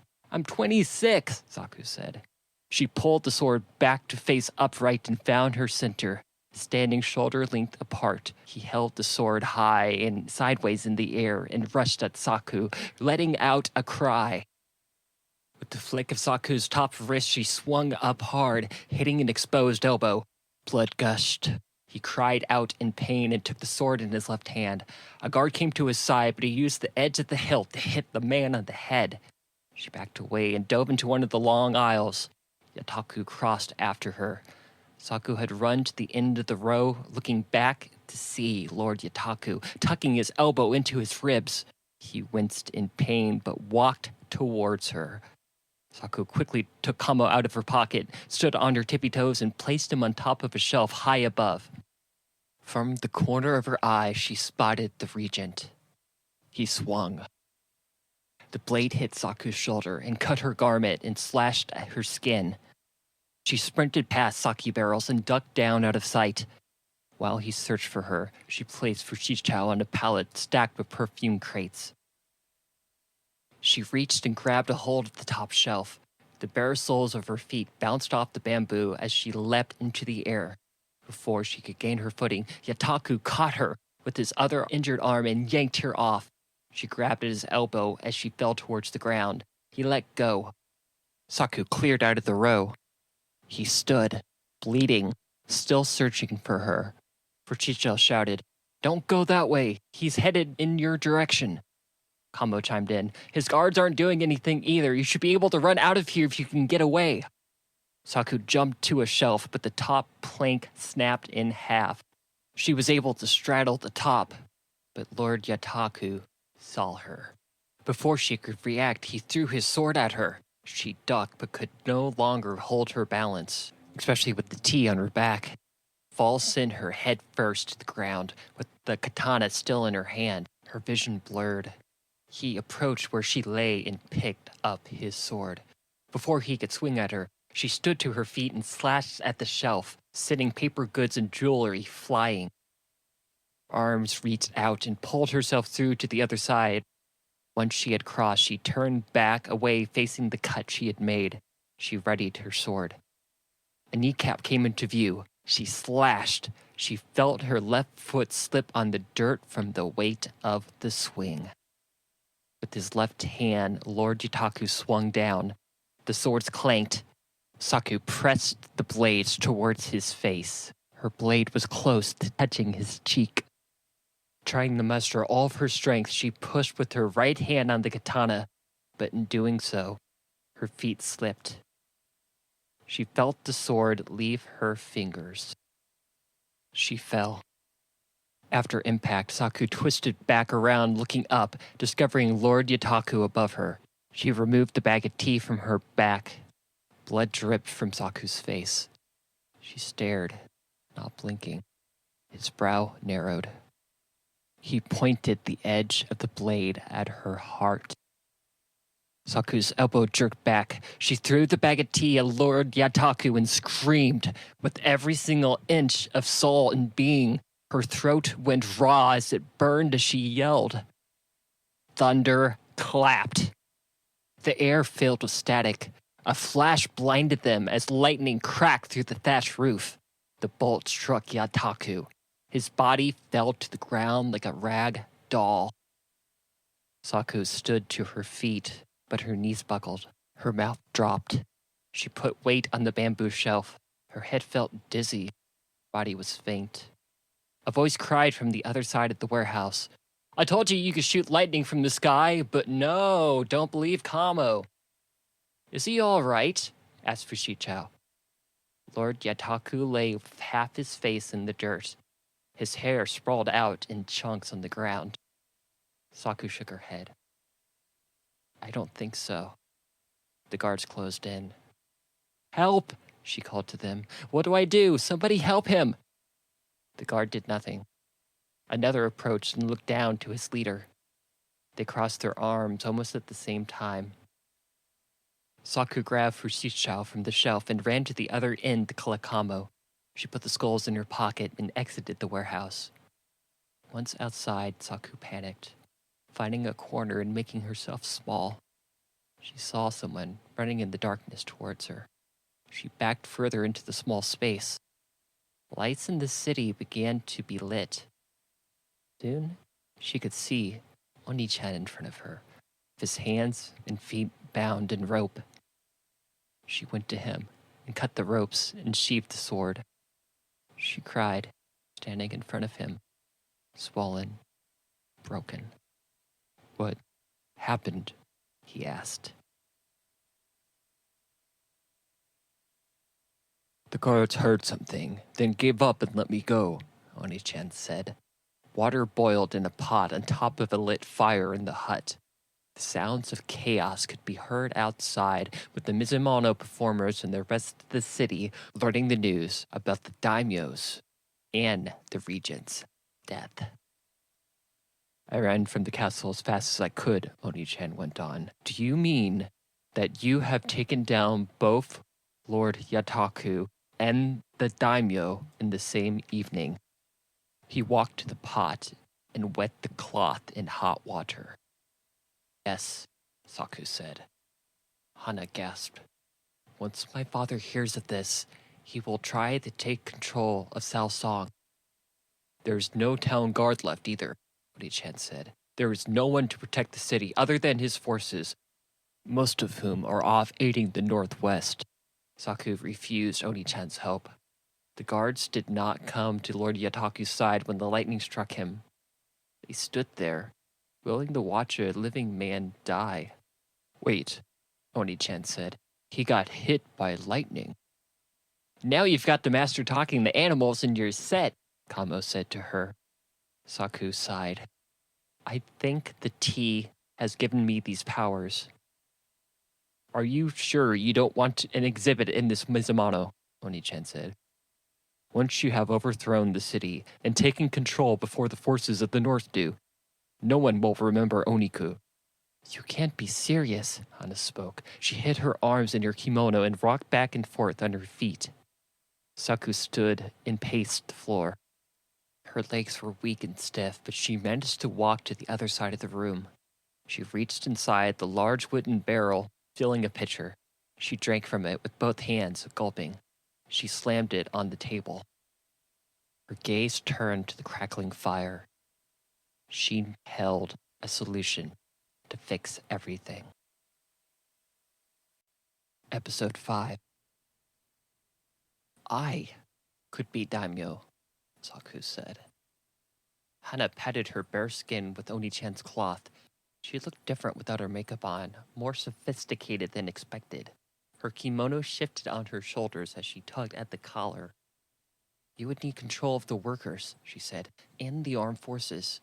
We don't have that. The Tamina clan of the north are cruel and will destroy your village the first chance they get. Lord Niroko is not merciful like Lord Yataku was. Really, she can't be any worse than the last guy, Oni-chan said. Saku slowly paced back and forth in the hut. She felt herself checking her pockets, making sure the skulls were in their place. But I'm an idiot, she said. I can't make right decisions. How am I going to know what's best for that many people? And yet, this is our chance to rule ourselves, to finally do things our way for the first time in 100 years. Hana shook her head. This is only going to make matters worse. Yes, I could help you, and yes, the people respect me. The ones who don't want me crucified think I'm okay anyways, she said. Her elbows dug into the bamboo table as she put her hands on her chin hard. Sighed a deep sigh with a pained expression on her face. When Lord Niroko learns what we are doing, she went on, know that our heads will be removed, cleaned up and dressed up for everyone to see. So if we do this, make sure you look your best. I do not want to become someone's talking head, Saku shouted. Sparks appeared in the air. As soon as she raised her voice, everyone in the room jumped back. She stopped and looked to the sky, spreading her arms out wide as if she could do something if thunder crashed down. Nothing happened. She repeated herself, calmly. Everyone returned to where they were standing. You were serious, Oni-chan said. In that case, I am with you. My head would look good on a display. Hana closed her eyes. Tenma was a regular at the kissing house. Yataku Samurai will listen to him. We will need his help to rally the leftover forces to take the castle, to show the people some legitimacy of your clan. Your divine power should help. Oni-chan clapped his hands together excitedly. You could be emperor. I think we have one. Bukufu or something? But who cares? You can claim divine right. Good thought, but let's keep it simple, Hana said. Saku waved Oni-chan off and walked around the water barrel. I can't even be in charge of my own finances. I got sad once and ate an entire week's wages. Get a Yashi. How can we call on him? The city can rally around him. If Lord Yataku is dead, then he is gone, Hana said. My father is angry at him. He likes his head attached, he tells me often. If you and your gift do not help us, no one will, and they will come for the village next. This is the only way. You mean he would leave us after cursing me, Saku said. That's pretty typical, Hana said. Saku, you are the only one who can help us.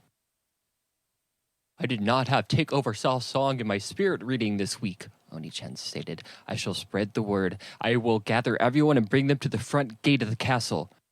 And I reached out her hand to Saku's. If not you, then who? Kamo coughed from inside the pocket. How can you cough if you don't breathe air? Saku said. Being out of touch as you are with your past and culture and knowing nothing about yourself and all that, is this a good idea? Kamo asked. With great power comes the ability to roast people like a rice cracker. This could get a lot of people hurt if you don't use it right. Bushido agreed. Saku bit her lip, trying to numb the sensation of dread. She took Kamo from his pocket and spoke to him. Feels like a lot of people are going to get hurt, no matter what we do, Saku said. I told Mibu I would not let her down. I will not back out of that now, she said. Hana and Oni-chan looked at each other, uneasy while she spoke to the object in her palm. I do not agree with this plan, Kamo said. There has to be more diplomatic solutions, Fujichao added. Saku placed Kamo back in the pocket and turned to the other two. She nodded at them firmly. Let's find Tenma, Kamo quacked. Language, Fujichao warned.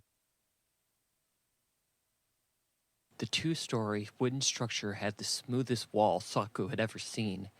Its pointed roof was tightly woven with thatch, its wood unblemished. Camellia flowers were so brightly yellow that they could be seen in dim-lit city lights. She marveled at the artisanal compound. The scent of rain clouds rushed past them in a chilling breeze. Saku held up a lantern, with an Oni-chan face painted on it.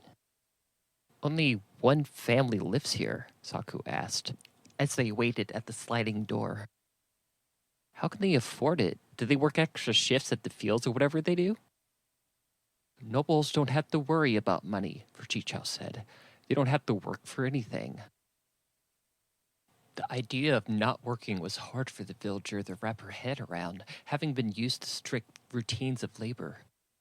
A memory came to her mind of receiving her monthly rice rations that had been halved. She had worried about how she was going to survive without food. Did these men not worry like that? A servant came to the door to answer for Tenma, wearing a light red garment with a long sash around the front. They were led to the second level to a room with a giant window, letting in the night air. A garden filled with azalea flower beds and tall potted fruiting trees thrived inside the room. A man entered the garden from the other side. Light shone off the top of his shaved head, his back hair unruly in an upknot. He adjusted his clothing, trying to hide the scar on his neck from them. My condolences, Lady Yataku. I have received your word that he has passed on. Tenma put a hand on her shoulder. I understand things were difficult between you and Yataku. That's one way to put it. Hana removed Tenma's hand from her shoulder. Saku could see a tear roll off the corner of her eye. We need your support, Saku said. With Hana's help, I am going to rule the city. So, I get this is sudden, and I know you don't know me. But if you believe... Oh, spare me your attempts at politics, Tenma said, waving his hand into the air dismissively. If it is for my lady, then you have my support. I do not care that you are a slave. It is time for that way of life to end. Lord Niriko will aim to capture the castle as fast as he can. You must gather everyone and... An arrow whistled through the air. Tenma grabbed at the shaft that lodged itself in his chest. He tried to breathe. Hana and Saku took cover behind the pots as another arrow struck him. His body fell to the ground on top of a bed of flowers. Peering over her cover, Saku spotted a darkly clothed man standing by the window wielding a longbow with gold engravings. The man's eyes widened. He pulled the string back and aimed at Saku's direction. The tip cut through the air sharply. Saku spun to the other side of the pot. It struck the fabric on her back, ripping it and cut her skin. Saku screamed with all of her might, facing towards the attacker from behind cover. Thunder cracked. She turned to shield her eyes from the flash. Hana tried to do the same, but could not. Her brown eyes met with the thunderbolt in front of her that ripped through the complex and struck near where the attacker had stood. He dropped and cried out face first into the floor. He lay on his side and curled into a ball, grabbing at the burn marks on his side. Saku approached him. "That is your power?" Hana asked Saku, not moving. "You did that." "Who are you?" Saku asked the man laying on the ground, not noticing Hana hunched over with their eyes closed tight. His feet were kicking randomly as if he could not control them. "When the scholars are destroyed," the attacker gritted his teeth as he spoke, "the Tamina will control all of the tea. My family will get to live. That makes both our deaths worth it." Dark smoke filled the room. Sparks had ignited the wood of the flower bed, sending flame reaching towards the Tenma clan banner. Hana tried to walk over to Saku as the fire grew, but she stumbled. "You work for my father, you shinobi," she said to the attacker. The man let out a final breath. Tears from Hana's red eyes streamed down her cheeks. Her pupils had turned mostly cloudy white. Saku saw them. "What did I do?" Saku gasped. "Everything is cloudy," Hana said. "Help me out of here, fast. Where there is one shinobi, there are others nearby." Saku helped Hana leave the building, hearing frantic voices from within the compound. The air grew cold, colder than any night before it. A breeze swept through the city, causing the clouds of smoke to drift. Saku felt her hands tremble. "Can I use this power without it hurting someone?" she thought.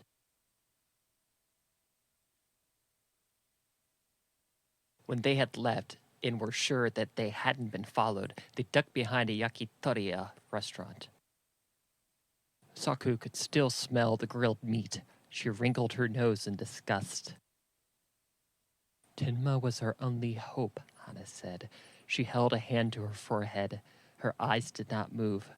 "We have no way to gain our force's trust." Kamo laughed. "I told you running into things without plans doesn't work." "Shut up, Kamo," Saku said. "Is there anyone in Lord Yataku's samurai unit that would help us?" "Jiro and Bokuni are the only ones, but Bokuni used to serve Lord Noriko before the land was given to the Zumono clan. Though Jiro could lead the remaining men, he was loyal to Yataku, and therefore I am not his best friend, so to speak." A bowl from inside the empty restaurant fell on the ground, letting out a loud clank. Saku jumped and drew her katana. A cat with its back arched slowly backed away from the bowl. She sighed and returned the sword to its place. "You've gotten yourself in deep on this one," Kamo said from inside her pocket. "I hope Hana's blindness is temporary, because that would suck." "It is questionable," Fushichao said. "If you fail, you will die, as will the others." "Can everyone give me a second here?" Saku said, patting her pockets. Hana reached out, feeling her. When she found her, she drew closer to Saku. "Jiro is our only choice," Saku said. "We head to the outpost." "Hana, you cannot ask this of me," a man with long gray hair spoke, rather harshly. His age could be seen in the wrinkles of his face, and his arm struggled to hold the weapon he was cleaning steady. His nostrils flared from the smell of the fire from the cooking pit still burning. "I'm not doing this for me," Saku said. "I'm doing this for everyone in Chaosong." He wiped the blade of his yari and turned to the remaining tents in the outpost. Where there once had been stationed 1,000 men were now only 200. The samurai who left when word had arrived that the regent had been killed had brought none of their belongings along as they fled into the night. Jiro searched another abandoned tent, gathering any weapon he could find. Saku led Hana as he walked. "Why should I trust a tea slave?" He knelt, feeling the cold metal of a sword left in the dirt. He wiped it with the cloth and took it with him. "We aren't slaves," Saku said. "We are in debt to you conquerors who stopped us from drinking the tea." She stopped speaking. She swallowed hard and paced back and forth, left to right in front of the man. We are slaves, aren't we? Hana took a step forward. Jiro, who closed the flap at the tent, wandered to another. Our choices is to fall to the north or to take the city. All we need to do is go get it. Oh, is that all? Jiro sneered. Walk straight in. Should we knock first? You tell me how this works, Hana. These men are hungry and their morale is low. If you wanted to help, you would start picking up weapons so we can sell them and buy those who survived in the northern siege of Chinoki something to eat. I've stopped a man's heart tonight, and I've caught a house on fire, Saku said. With your leadership, we can do anything if we work together. You are the one who killed Lord Yataku. Jiro blew out his cheeks before throwing a pile of weapons at his own tent. Totally wasn't on purpose. I didn't know I could do that. I screamed and lightning came out of the sky and... Traitor! One of the samurai shouted from nearby. She also killed Ito and his son, said another. She addressed the crowd of warriors who gathered. The men looked tired and thin. This was not my plan. I do not wish to take life. I want to do what's best for everyone, but I can't do it by myself. From behind a rack with stored weapons near a tent, Jiro pulled a wooden training sickle. He showed the weapon to Saku and nodded. She shrugged, confused. He tossed it at her. Fight me, slave. She looked at the sickle. I can't even cut grass with this. No one is cutting grass, Jiro said. You are no warrior. I cannot fight with you. Why are we fighting with farm equipment? Mipu always beats me when I spar with her like this. What does this prove? We don't have time for this, Hana said.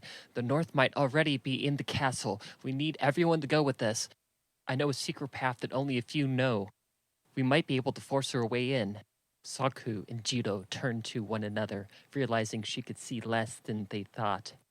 Hana held out her hands in front of her while her pupils struggled to see the shadows in front of it. I know what you're thinking, she said. I can see a little. I can lead you in the right direction. If we make it in time, we can recruit those remaining in the castle to her cause. Saku pulled Kamo out as if he were a worry stone. Are you with us? She asked Jiro. Well, of course I am. I'm starting to feel at home in that pocket. Not you, Kamo. Sorry, I was talking to the skull, she said to Jiro. He stared hard at the woman before turning to the dimly lit castle on top of the forested hill. Tall grass near them waved back and forth in the cold breeze. I want no part in this slaughter, he said.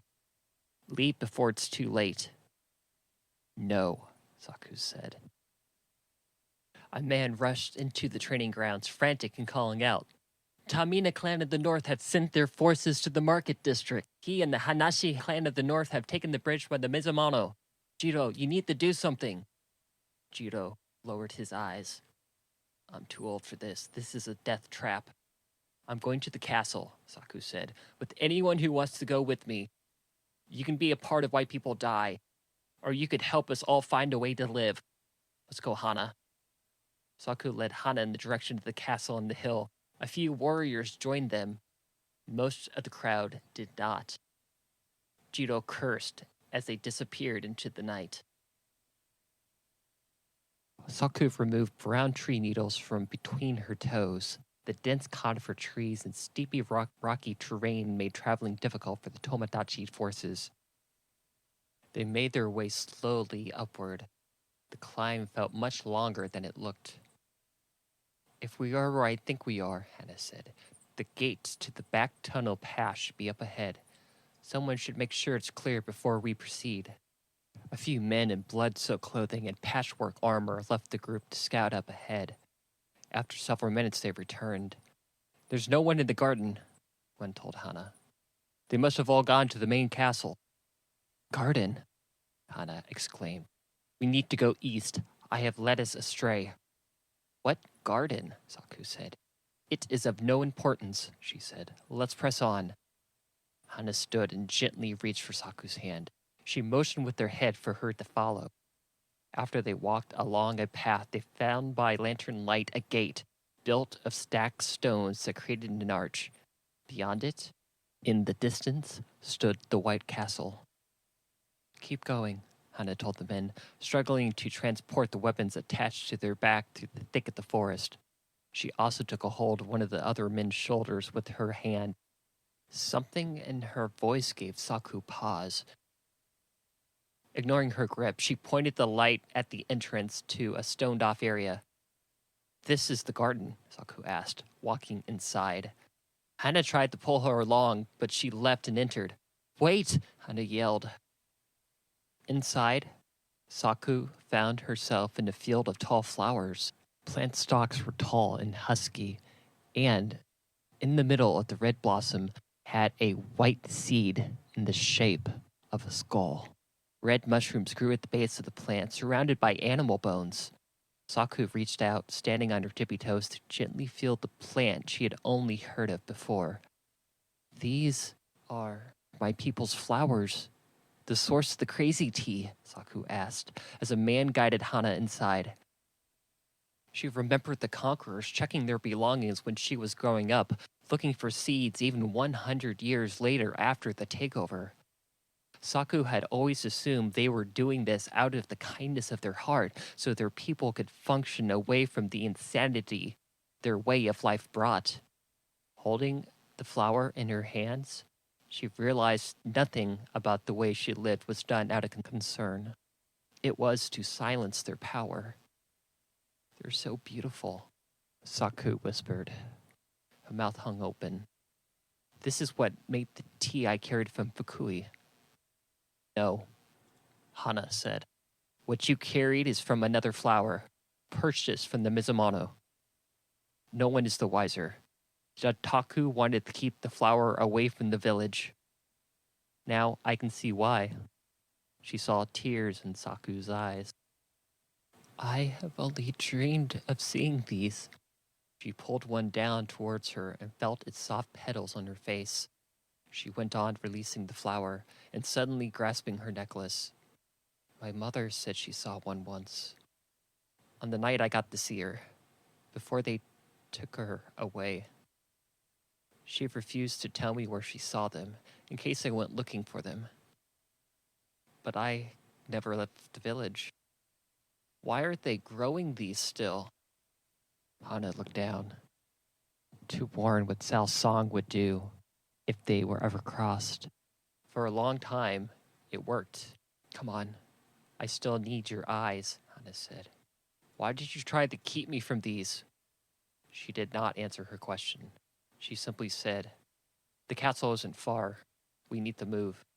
Before leaving, Saku took 2 flowers and placed them in the Mizumano bag. Once they had passed the fields, they headed east until they found the tunnel. They climbed through the rocky, hand-dug path to a raised stone pile platform that stretched the entire length of the foothill. Beyond trees above stood the painted white castle, with its 4 levels and slanted roofs painted with a very dark blue. Dim light shone through a multitude of slit windows on the lower half. "How are we supposed to get in from down here? I thought you knew a way to get in," a samurai asked. "I told you I knew a way to the castle. No one said anything about getting in," Hana spoke. Saku approached the platform and took hold of one of its stones, testing its sturdiness. "This is no bigger than a black pine. I can get in and find out what's going on." She found a foothold and began to climb. "Are you insane?" Kamo said. "You're gonna fall to your death. I'm not ready to die again." "I climb these all the time," Saku said. Hand slipped as she tried to pull herself up, which caused her to lean back. Quickly, she found a hold and steadied herself. "All the time?" Fujicho asked. "Every once in a while," Saku admitted. Slowly, carefully moving up and sideways, she climbed the wall of the castle and found a secure hold on the boulders and cracks of the platform until she came to a narrow window. She leaned in, palming her left hand to peek inside. A candle burned on the other side of the small room, filled with bundles of arrows that hung from the wall from leather straps. She struck the wooden bar in the window as hard as she could, but it did not move. Using the window's edge as a foothold, she leveraged herself up. With her other leg, she kicked at the bar, making a loud thump. That's a lot of noise you're making, Kamo said. You're going to alert. Before Kamo could finish speaking, Saku had found a hold and lifted herself up, using all of her strength so her feet dangled below her. Using both legs, she kicked, causing the wood to crack, sending pieces crashing down to the stone floor. Her fingers slipped. She felt herself falling. She desperately reached for something to hold. Somehow, before falling helplessly below, her fingers caught the edge of the ledge. She dangled for a moment, panting, her face flush. Frantically, she fought to pull herself up over the window and into the room. After positioning herself sitting below the window, she tried to regain her breath. Well, they know you are here, Kamo said. Saku drew her katana and stood to her feet. The halls were quiet. Rooms decorated with armor displays and pottery were lit but empty.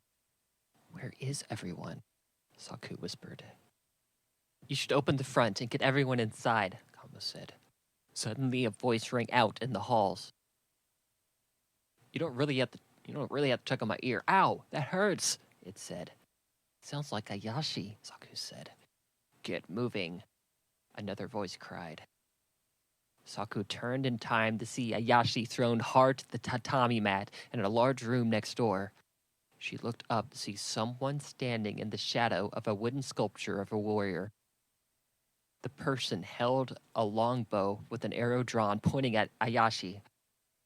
Saku walked into the room and stood at a safe distance in the shadow of the Zumono family banner. Ayashi looked hurt. She clenched her fist and gritted her teeth. Her eyes pointed in the direction of his capturer. Sparks flew. Then she thought of Hana, out there, blind and helpless, in the building that had caught fire earlier. As much as she wanted to, seeing the figure in the shadow, she did not use her power. She loosened her grip and calmed herself. Where is Saku? The voice cried after moments of silence, or the Ronin dies. The figure stepped into the light. Saku's hand shook. Mibu, she cried. Saku! Saku ran the Mibu and jumped on her, wrapping her legs and arms around her. They hugged each other tightly. I thought you had been killed. I left to look for you when you didn't return. I tracked you to the camp, the Mizumano. I heard you were wanted then. Everything in the outside world went crazy. It is chaos out there, Mibu said. I almost killed you. Ayashi remained on the ground. I'm not the bad guy here. I'm on your side. I told you not to speak unless you were spoken to, Mibu said, turning in his direction. She jumped me and took me captive from behind. That woman is crazy, he said. Silence, Mibu yelled. We've been here for hours. Where is everyone? What is going on? And what is that in your pocket? Mibu began to reach into Saku's pocket. No, Saku said, but Mibu took the object out anyways. Saku tried to reach it, to take it back, but Mibu held her hand away. Oh, it's you, Kamo said, now in Mibu's hand. I remember you. You were in the market district one day. You fed me some of your onigiri when I was alive. Saku looked at the duck skull in horror. She dropped the skull. Saku fell to her knees to save Kamo from falling to the ground.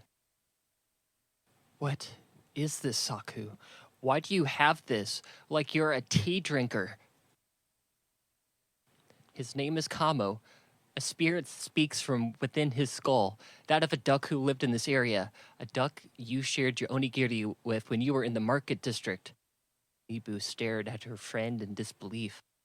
I told you that story, she said. What madness are you speaking? You have to trust me, Saku said.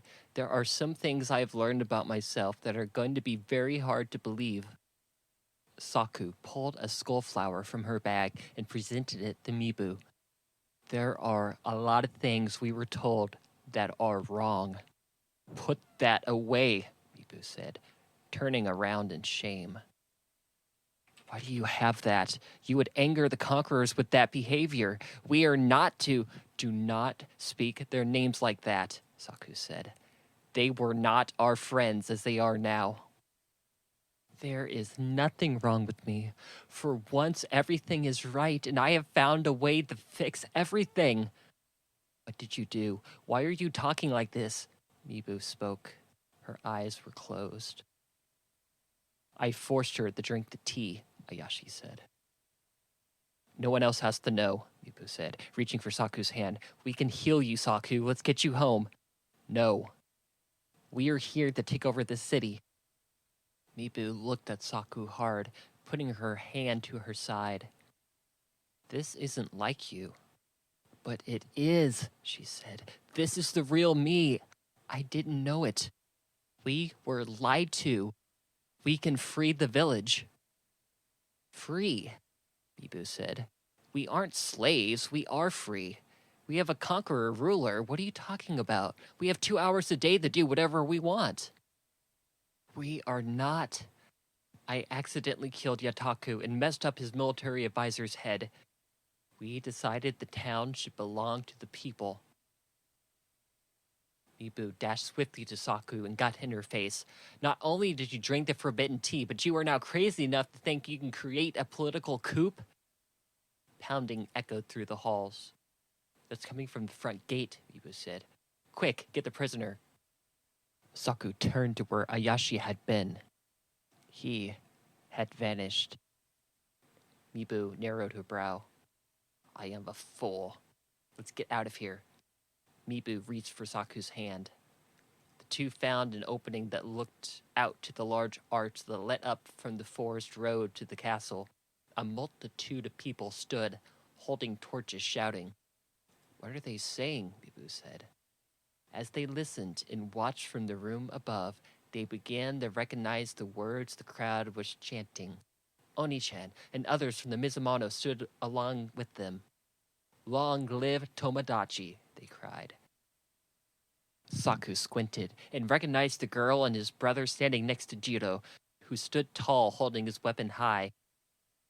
Why are they saying this? Mibu asked. Saku's mouth twisted as she rubbed her fingers together, as if to check if she was awake.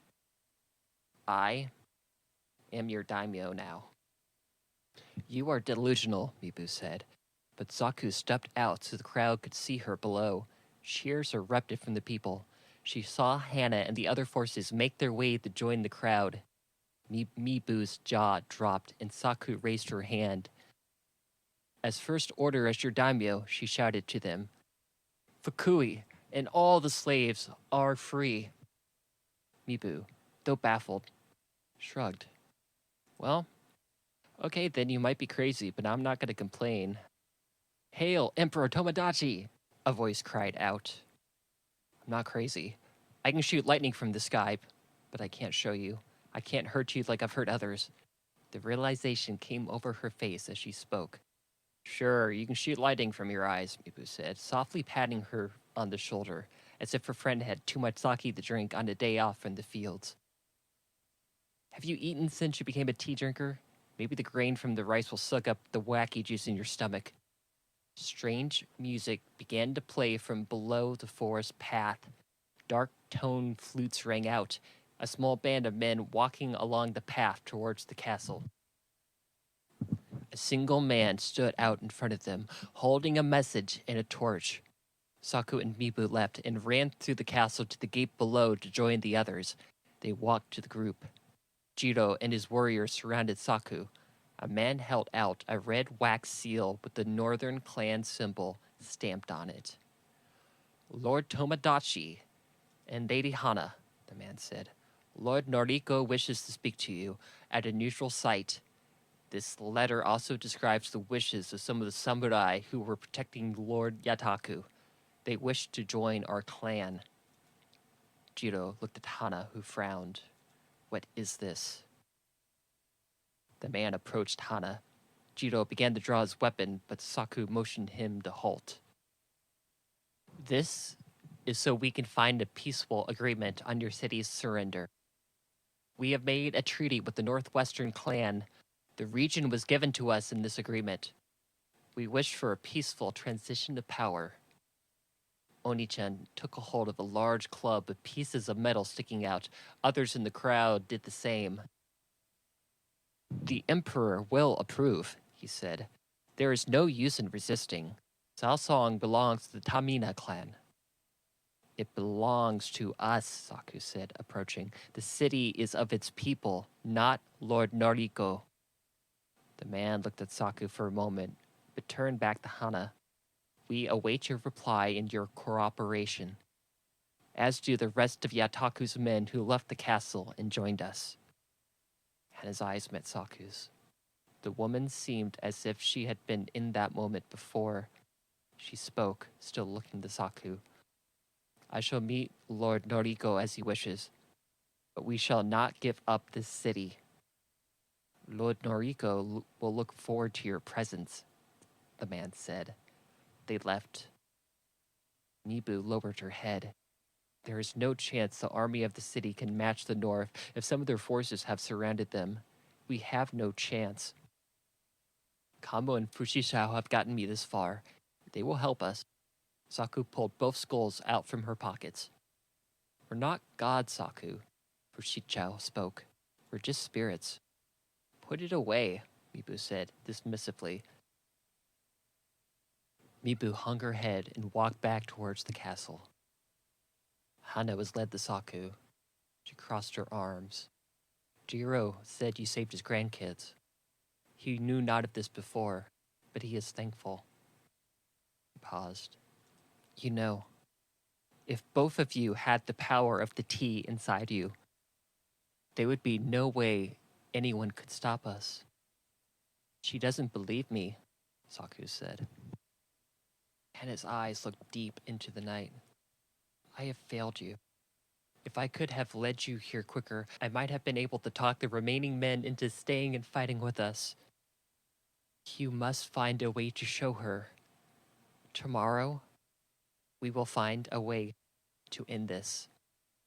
Saku looked in despair at Hana. You can't see because of something I did. I can't risk hurting her. And she is never going to believe me. To get away from the castle. I don't know who thought this was a good idea, but if we are attacked by two armies sitting up here, we'd be trapped here. Hana grinned. Well, look at you making smart decisions. Let's get these people something to eat first, Saku said. Episode 6. For hours, Jiro's men battled to retake the Mizumano. The North and their allies had retreated to the outskirts of town. At the suggestion of Lord Tomodachi, the warriors were sent out to key points in the city until the morning. Fushishao suggested the carnival as a resting place due to its tactical advantage. Saku wasn't sure what this meant, but it seemed like a good plan. It was her idea for the willing samurai and the entertainers to patrol the streets until the armies could be repelled. Outside is a strange place of request to sleep, Oni-chan said. Are you sure you don't want a better dwelling? You are the daimyo now. Oni-chan lifted the lantern, with his own face on it, high so Mibu could finish placing her bedroll. The giant had placed them in a tent not far from the stage. He realized Saku was looking at the animal hide of the tent with a look of disgust.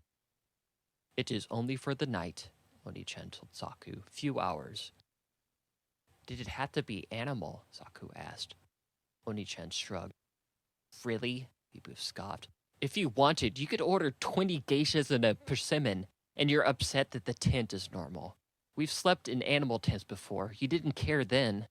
They tried to situate themselves in this space as best they could, but the overwhelming feeling of responsibility lingered in Saku's mind. Giving out orders had been more exhausting than summoning lightning, and the looks from Mibu's face while doing it tired her more. Things are different now, Saku said, still looking at the hide disapprovingly. Now that I know this was an animal with a story to tell, I can't look at it the same way anymore. But the tent will do for now. No more skull talk, Mibu said. You will sleep it off. The city might be fooled, but I'm not. And when they realize it, we might be in trouble when the conquerors figure out they're not our conquerors anymore. Saku walked to Mibu and gave Oni-chan a look. He got the idea. We wake early to meet the North at the temple on the edge of the city. Rest well. Oni-chan nodded at Mibu and returned to his dwelling for the evening. The air had warmed once again, and cicadas chirped. Saku looked down, with her fists clinched as Mibu rummaged through her pack for rations. She found onigiri and handed it to Saku, who took a bite as soon as she could. The salty plum and rice was satisfying, after losing so much strength throughout the passing days. Mibu pivoted towards her and bit into her own ration. "This is not of craziness," Saku said after taking a bite. "This is a gift we have been lied to about all of our lives." "What are you suggesting?" Mibu said. "That we were once a village of, tea drinkers, who could really talk to skulls. And the Sao Song took this from us? But let us keep growing the tea for some reason. And no one has bothered to try it until you. Why would any rational nation do this? I know you can be stupid, but..." "I am not stupid. They want to suppress our power," Saku said. "Have you ever thought about our schooling growing up? It's like they wanted to confuse us and punish us if we did not listen without resistance, so we would follow the rules without question. They take us away from our parents early on to stomp out the last embers of our past. We are a threat to them, but no more." Hearing that, Mibu laid on her bedroll.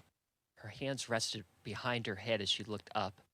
She closed her eyes and sighed deeply. "I can't begin to explain how disappointed I am in you. We had a lot of good teachers who worked really hard with us.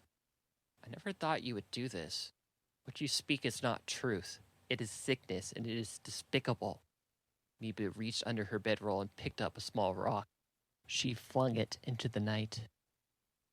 "Why don't you believe me? You've always believed me," Saku said. Mibu rolled to her side. "This isn't believable. That is why. We must rest." "Listen to..." She stopped. She covered her mouth with her hands. Mibu jolted up in panic and looked to her. She stood there, silent for a moment. "I can't get mad at you. I want to show you, but I don't want to hurt you." She sat down next to her on the bedroll. "Why is your hair standing up like that?" Mibu asked. "It is because of my powers," she said. "Powers? Really, Saku? Thinking you can talk to things is a power." Mibu rolled back over the face of the wall of the tent. "Bet you haven't washed it since you set off for the trip, that's why." Saku turned to the bag she had been given with the skull flowers inside. She wanted to look at them, but she did not want to start a fight. "Saku," Kamo said, "I'm not sure what to do about your friend there, but if you put me somewhere where I can see, I can scream at you until you wake up in the morning. That way we can get up early." "Really?" Saku whispered. "What?" Mibu said. "Nothing." She took Kamo out of her pocket and placed him so he could see outside.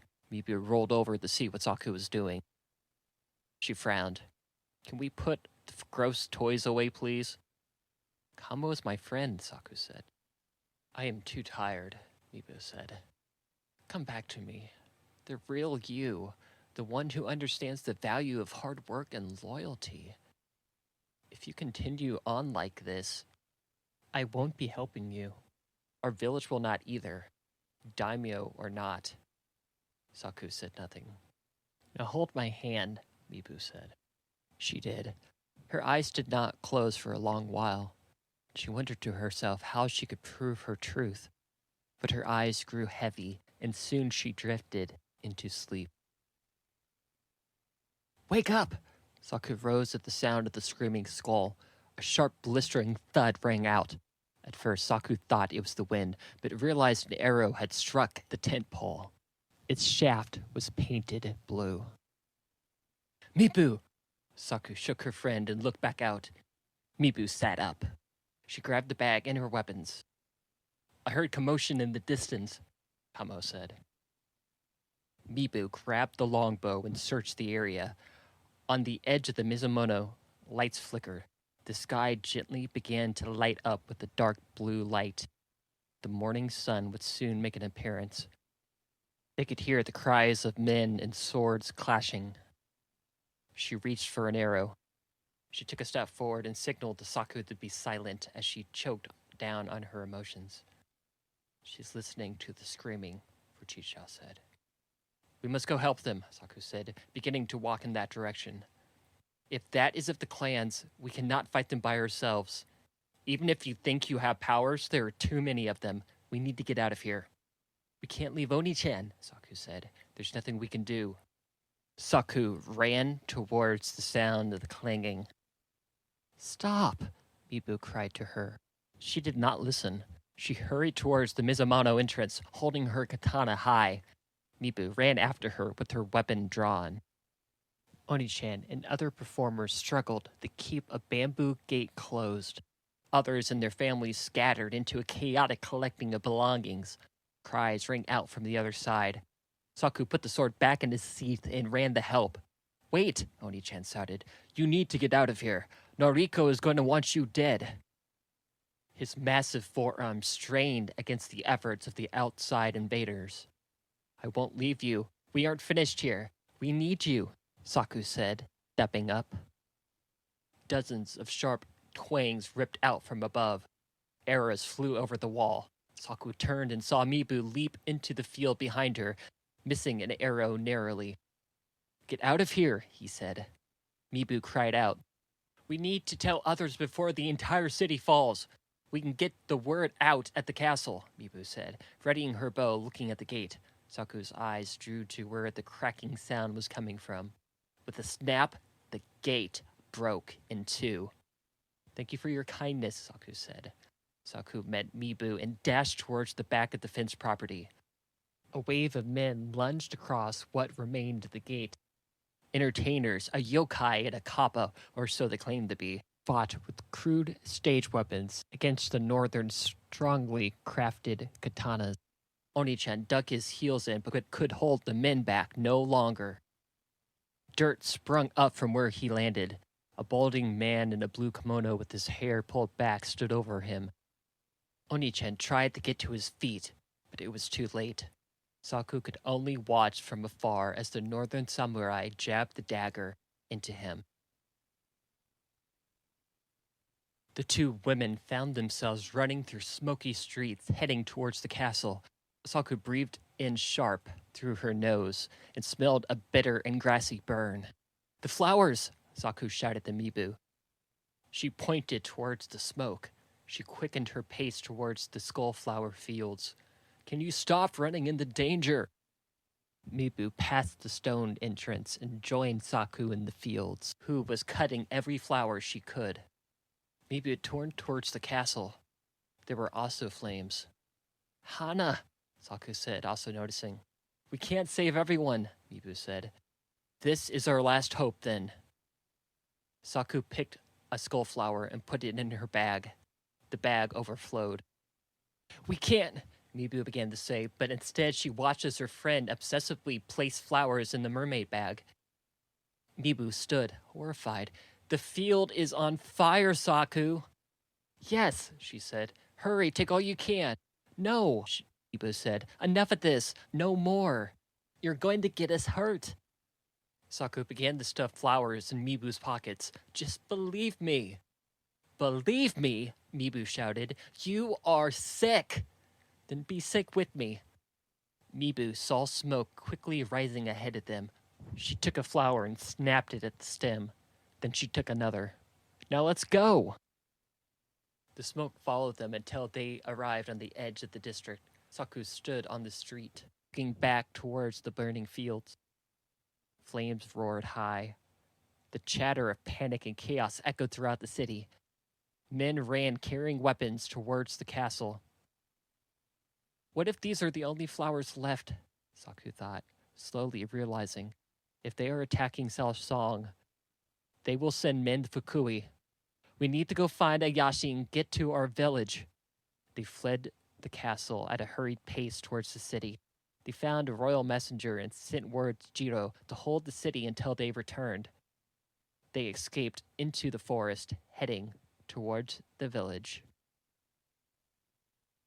Saku and Mibu crept up to Ayashi's encampment. They had traveled along the river there in hopes that he had returned to it. But instead, a lone man in blue sat on the stump where Saku had once drunk the tea. He drew no sword. He nodded at the women. In motion for them to sit down, they hesitated. The man showed them the palm of both of his hands. I am Lord Noriko. Lord Tomodachi, I am here to talk. Two skull women stood with their arms crossed. Lord Noriko shrugged but did not seem concerned. Where is Ayashi? Saku spoke. Place your weapons on the ground. You have my word you will not be harmed. Saku looked at Mibu. She spoke. You attacked the city after inviting us to a peace treaty. We cannot trust you. I did not attack, Lord Noriko said. Your own forces attacked us, led by Jiro, Ayashi, and Hana. They chose not to console you, but to try to kill us in our sleep. No, Saku said. They wouldn't do that. This isn't the first time the two have done this before, Saku. This is merely the echoes of a deal poorly drafted. I have paid the cost of their mistakes today. I knew you would come here, looking for Ayashi, believing he was helping you. He was helping himself. You lie, Saku said. It might be unwise to lie to one who can summon thunder, Lord Noriko said. I only speak truth. Saku put her weapons down. Mibu did the same, but reluctantly. You were a creation of Ayashi, said Lord Noriko. You were given the tea so you would aid in his cause, so that he would have an unstoppable weapon. You happened along the way, so he chose you. My spies believe this. You have caused many people harm. My only intention is to do what is right, Saku said.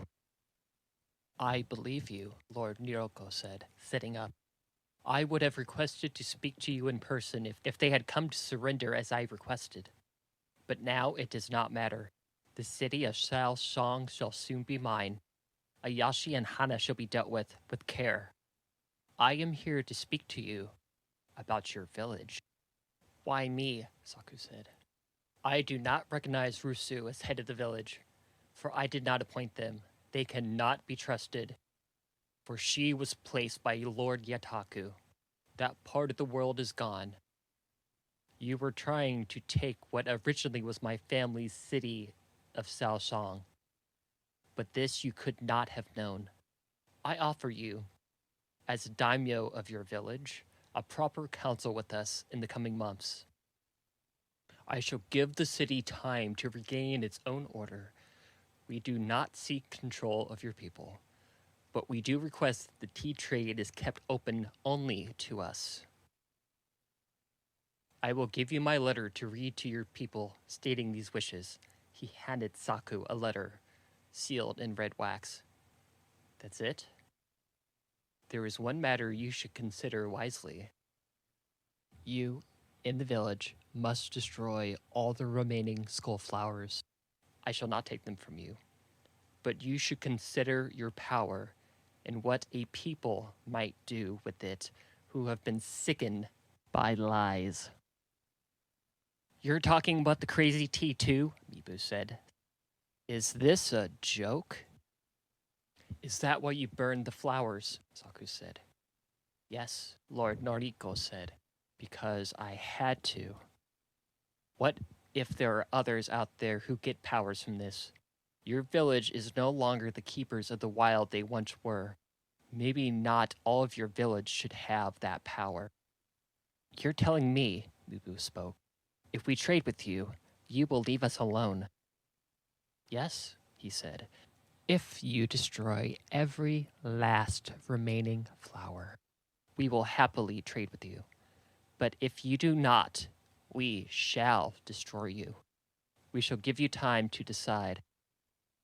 We shall seek you when the time is right. Do I have your understanding and your promise to counsel with me? Yes, Saku said.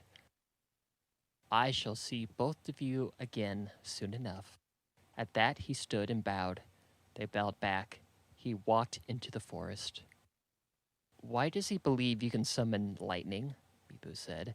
He's going to learn that's a lie. It's not a lie. But the things he told us just now, those were lies.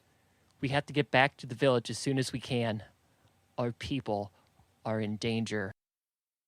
Episode 7. Off in the distance, waves crashed onto the Fukui shoreline. Saku and Mibu stood staring, collecting their thoughts after the day-long journey from Saosong. The gray skies cast a shadow upon the village. Saku breathed in the salty air. The rich scent of dry cedar and pine loomed, and this calmed her spirit.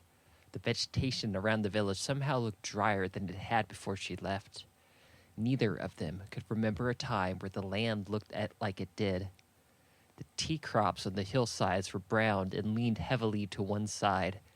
This was a sign that the water silo had failed to keep their crops alive. Our people are not ready for this, Mibu said, fidgeting with her bowstring. Nor am I. Saku bent down to rest her knees. But we have to convince them that the Northern Clan means to kill everyone. We can't let them suffer the same fate as Oni-chan. The forces will be here soon. We have to do what we have to do to stop the people from getting hurt. Her gaze turned to the village, which now looked so small and unimportant. You don't think he will keep his word, Mibu said.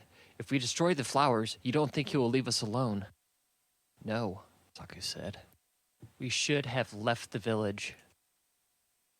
You should never have gone to the city, Mibu said. She cursed. She took a few steps away from the hillside and turned back in the direction of Saosong. Smoke still rose.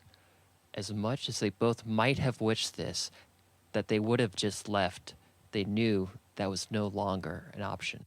They reached for each other's hand, and tall dead grass waved back and forth from a passing breeze.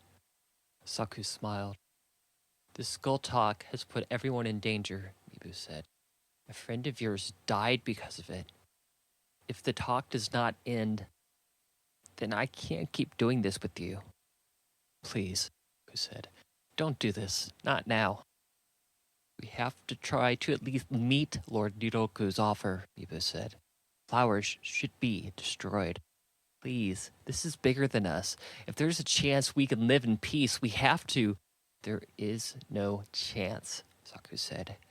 These clans thirst for power and will lie, cheat, and steal to get it. We saw it. All we need to do is find a way to show the village. But I need you on my side. You are my hope. One who can convince everyone. If these flowers are lost, so are our lives. Mibu's shoulders stiffened, which could be felt in Saku's grip.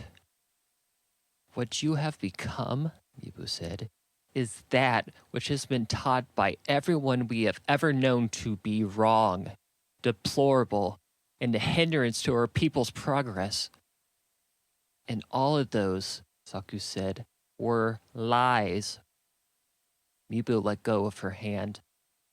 Saku hunched her shoulders. Rusu shook her head, along with most of the rest of the village standing in the open air at the temple. They put the village idiot in charge, she said. Saku's eyes turned away from her, back to the people who looked confused. Some scratched their heads. Others placed their hands on their hips in disbelief. That's some way to talk to their new leader, Kamo said from inside Saku's pocket. I'm hearing a lot of mumbling. Are they usually like this? I'm glad you didn't return to get help when we first met. We must destroy the flowers. This is easy, Rusu said, trying to raise her voice. Saku held out a hand and shook her head. You have no power here anymore, she said as loud as she could, addressing everyone who had gathered. I am your daimyo, the chosen leader of Saosong. We must join with them to defeat the North and their allies. They are no longer our conquerors. An older man in the crowd squinted and rubbed his neck. Should we check with someone first? This doesn't seem right. Mibu told them what she had witnessed, the people at the castle crying out, "Long live Tomodachi." "Well," the same man said, "which Tomodachi do they mean? A lot of us share that family name." "It is I," Saku said in frustration. "I am your leader. I am telling you that they are on their way and they mean to kill us all. We need everyone ready to fight as soon as possible." People gasped. "That kind of talk is going to scare the children. Besides, we can't put together an army without the conqueror's approval," the old man replied. "No," Saku said, fighting down her anger. She fought to keep her fist relaxed. "I tell the conquerors what to do now." "Maybe so," Rusu said. "You might have fooled them, but you do not fool us. If you truly want to do what is best for us, you will at least listen to what we have to say." "And I say give them the flowers." Some people cheered in agreement. The Tamina clan of the north and the Hinashi of the northwest only want to take control of the tea market. I have heard these words from my own ears as the shinobi died cursing our people. They think somehow this will bring prosperity to the land. They then attack Sao Song after agreeing to peace talks. The Tamina cannot be trusted. "Excuse me," the same old man said, raising his hand. "The conqueror said the tea trade wasn't a big deal. This doesn't make any sense. It sounds like you want an excuse to run things." Fushichao made a baffled noise from inside the pocket. "Are they serious? Whoever controls the tea practically controls the country, especially if they opened up trade routes to world's far north." Saku found herself chuckling at this. She covered her mouth with her hands. "Whom do you speak with?" Rusu said. She moved closer. "You look as if you are laughing at something in your pockets." Mibu stepped in front of Saku. "That matters not," she said. "What matters is the choice we make next." Rusu crossed to Saku and looked down in pure spite. "There was nothing in you ever to value. There still is not. Again, I ask, whom were you speaking with?" Saku began to pull something out of her pocket. "Don't," Mibu said. "They must know." Saku reached deeper. Mibu grabbed Saku's hands from in her pocket. "Your hand is in my pocket, in front of everyone," Saku whispered. "In a temple." "I know," Mibu sighed, with her back to everyone. "I'm trying to protect you from yourself." "I need to tell my truth," Saku said. "To protect you, to protect everyone. I don't need your understanding. I need you to listen." Mibu narrowed her brow and slowly, thoughtfully, removed her hand from Saku's pocket. Saku presented the duck skull to the villagers. People gasped. Some people in the crowd shrieked. She then presented them the owl eagle skull in the other. "This is Kamo." She raised her left hand, and Fushichao. She raised her right. The crowd was flabbergasted for a long while. "I was forced to drink the tea against my will." Saku could hear the shifting and the uneasiness in the crowd. "But since then, I can talk to the spirits within these bones. These are my friends. The powers are real. This is why Lord Yataku has fallen. Because of me. It can now be yours. If you restore tradition and drink the tea." She looked into the eyes of the people and then put the skulls back in her pockets. "I can summon lightning if I get angry. I didn't know that when it happened." A disgusted cry rang out from the villagers. The same old man cried out, "We aren't really going to listen to this nutcase, are we?" A man rushed into the garden center of the temple. He turned to Rusu and reported, out of breath, "A ship has arrived on the shore. The clan of the north is sending forces this way. We have spotted them in the forest. What do we do, Rusu?" "Rusu is not in charge," Saku said. "I am." The man stared at Saku blankly. "Is this a joke? Forces that could easily wipe out everyone in the village are approaching, and you're making a joke?" "She jokes not." An old, well-known woman by the name of Asta spoke. "She is Saku, the daimyo of Sao Song in Fukui." The man looked up at Saku. I am not bowing to you. No one asked you to do that, Kenji, Saku said. Please, someone, please, drink the tea. Destroy the flowers, Rusu said, and trade our useless tea to the north, from what's left of it that isn't brown. If you can talk to skulls and summon lightning, prove it. Show us. Asta nodded. It seems fair to me. You are asking us to drink poison. I can't summon it. I can. I can't control it. And I will not do anything to harm any of you. You aren't going to believe that skulls can talk no matter what I do. That's convenient, someone yelled. Ask Kamo a question. I will tell you his reply, Saku said, again pulling Kamo out of her pocket. People gawked. That's not going to work, Mibu said, shaking her head. Let us decide for ourselves. Saku took a step forward and raised her chin to speak. These flowers are all that remain of the true us. The people we used to be, the people we still are. We can relearn our past and tell our ancestor stories once again. We have been lied to our whole lives. Our people were not crazy. They were protectors of the wild. Our people have sworn an oath to the soil. It is time we will remember.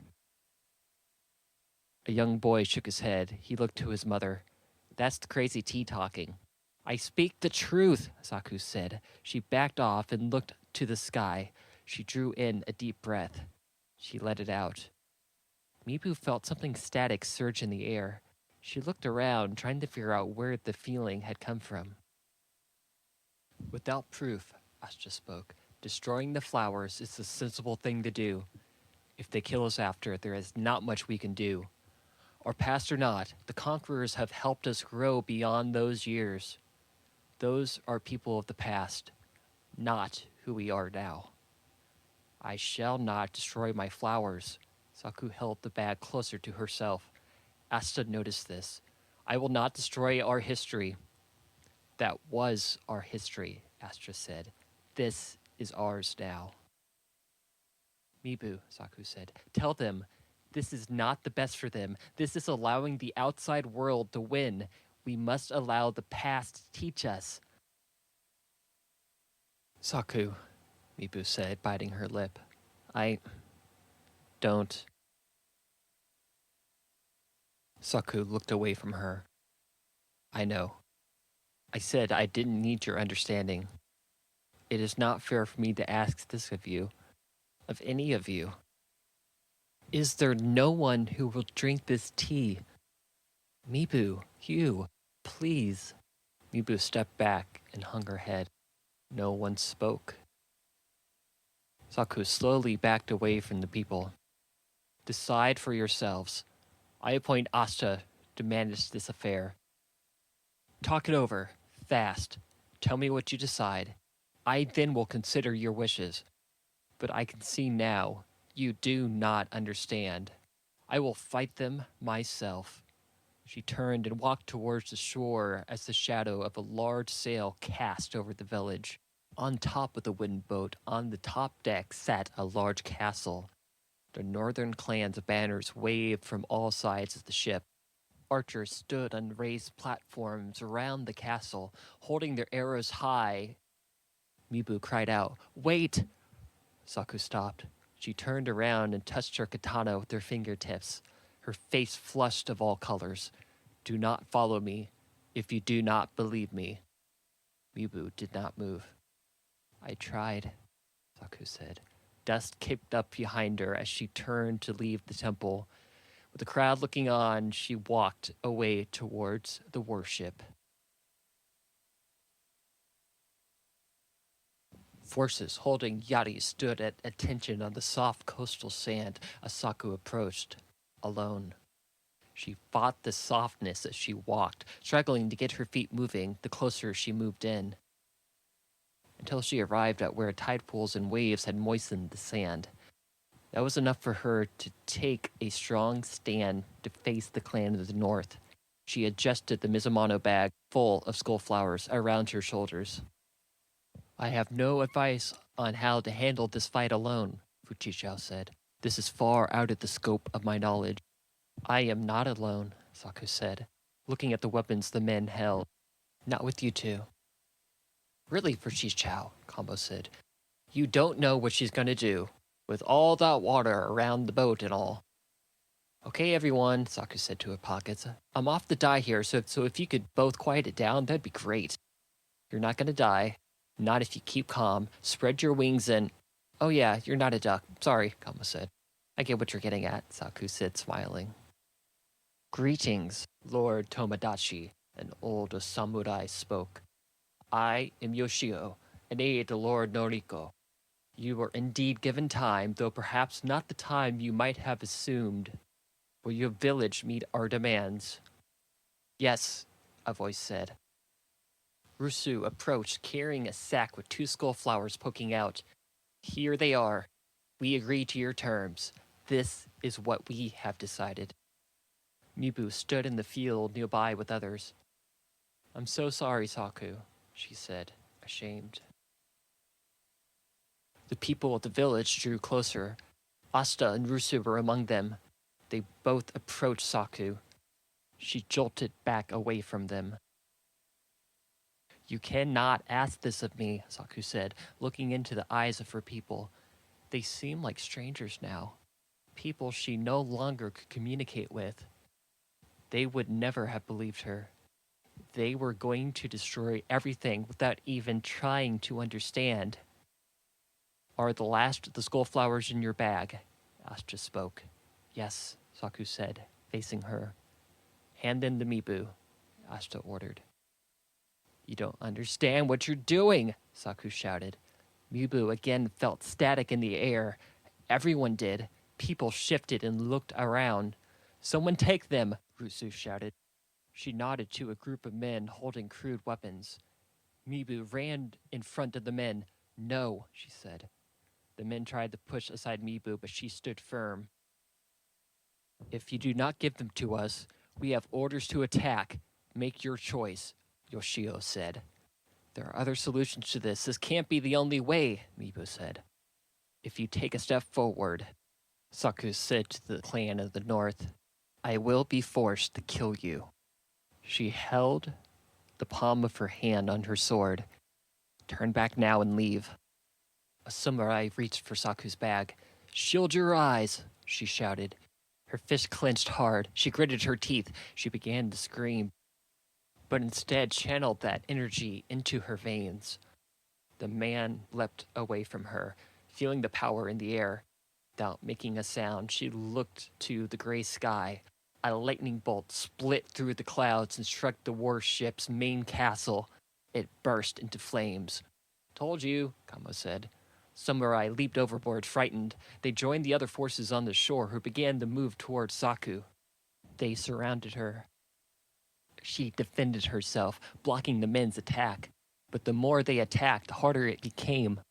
With all of her strength, she fought as the people from her village looked on. Mibu ran towards her, but was out of range to aid her. Please, she yelled, stop this! Don't make me do this! They did not. Another bolt cracked above them, striking many men. Other forces kept moving. Saku backed away, summoning another bolt on one of the raised platforms, hitting an archer before they could release an arrow. Flames on the ship grew. Men broke ranks and started running away from the village and from the battle. Some of the people of Fukui ran to take cover.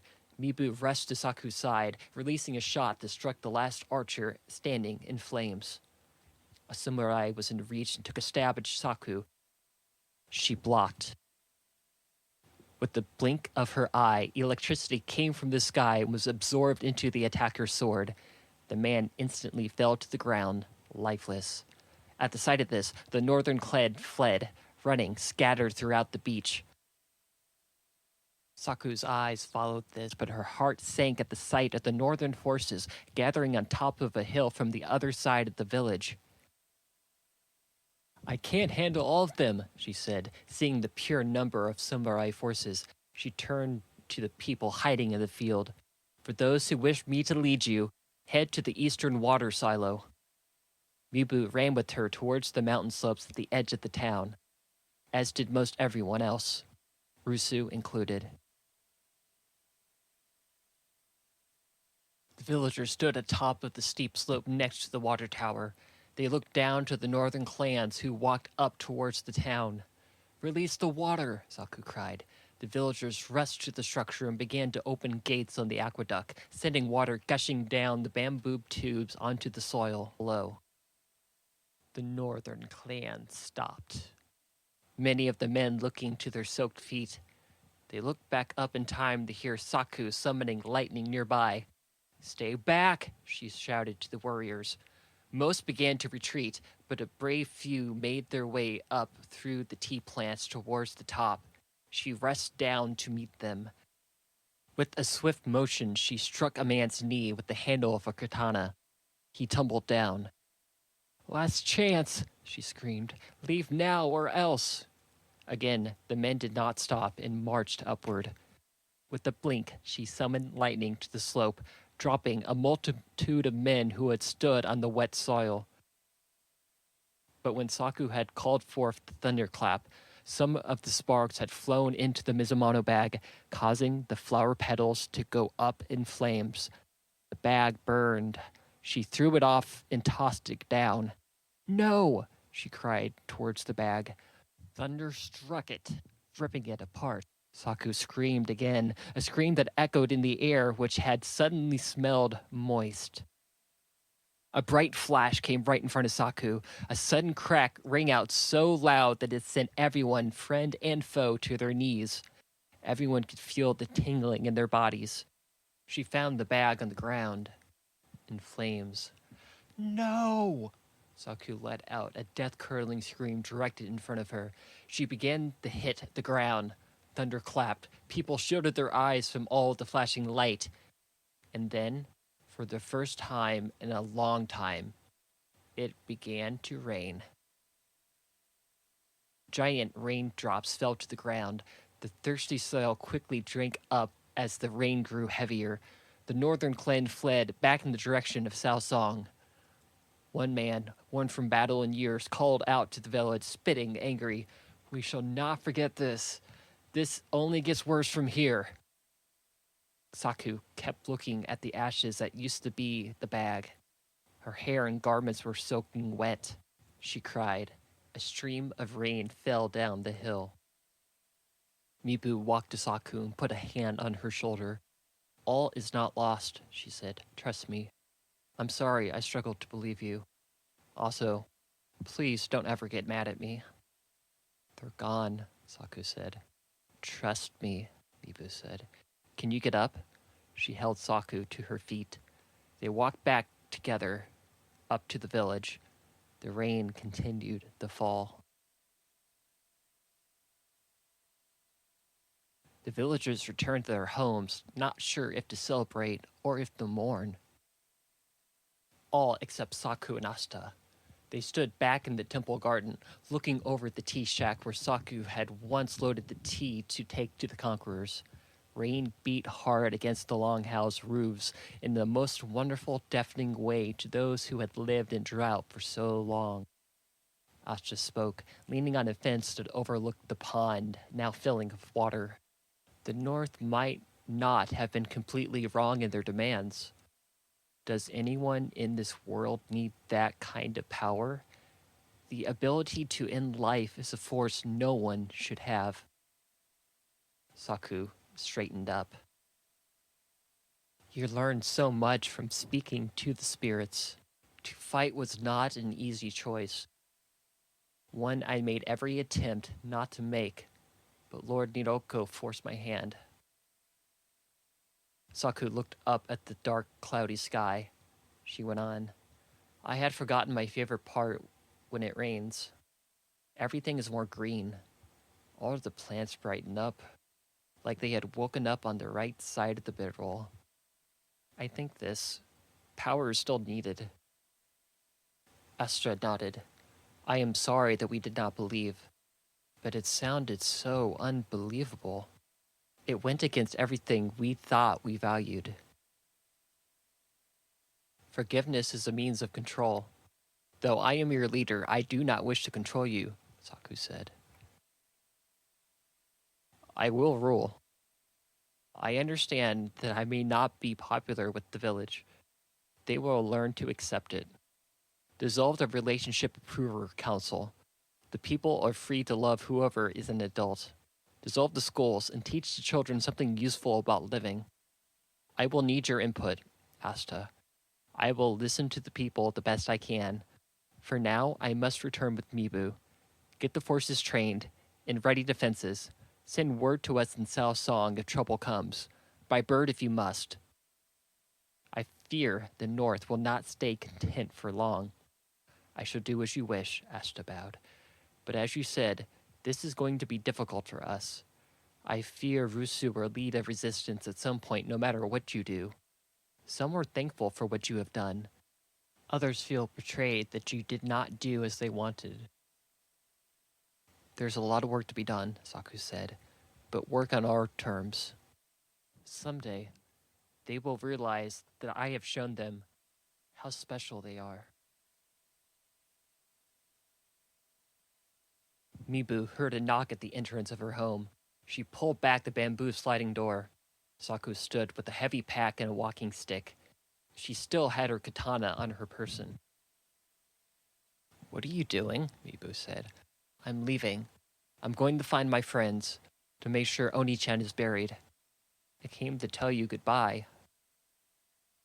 You're not leaving without me, Mibu said. You didn't believe me. How can I be with you? Not after you did what you did, Saku said. Come inside. Mibu pulled Saku inside and shut the door. She walked across the dirt floor to a wooden box. She picked it up and handed it to Saku. What's this? She said. Open it, Mibu said.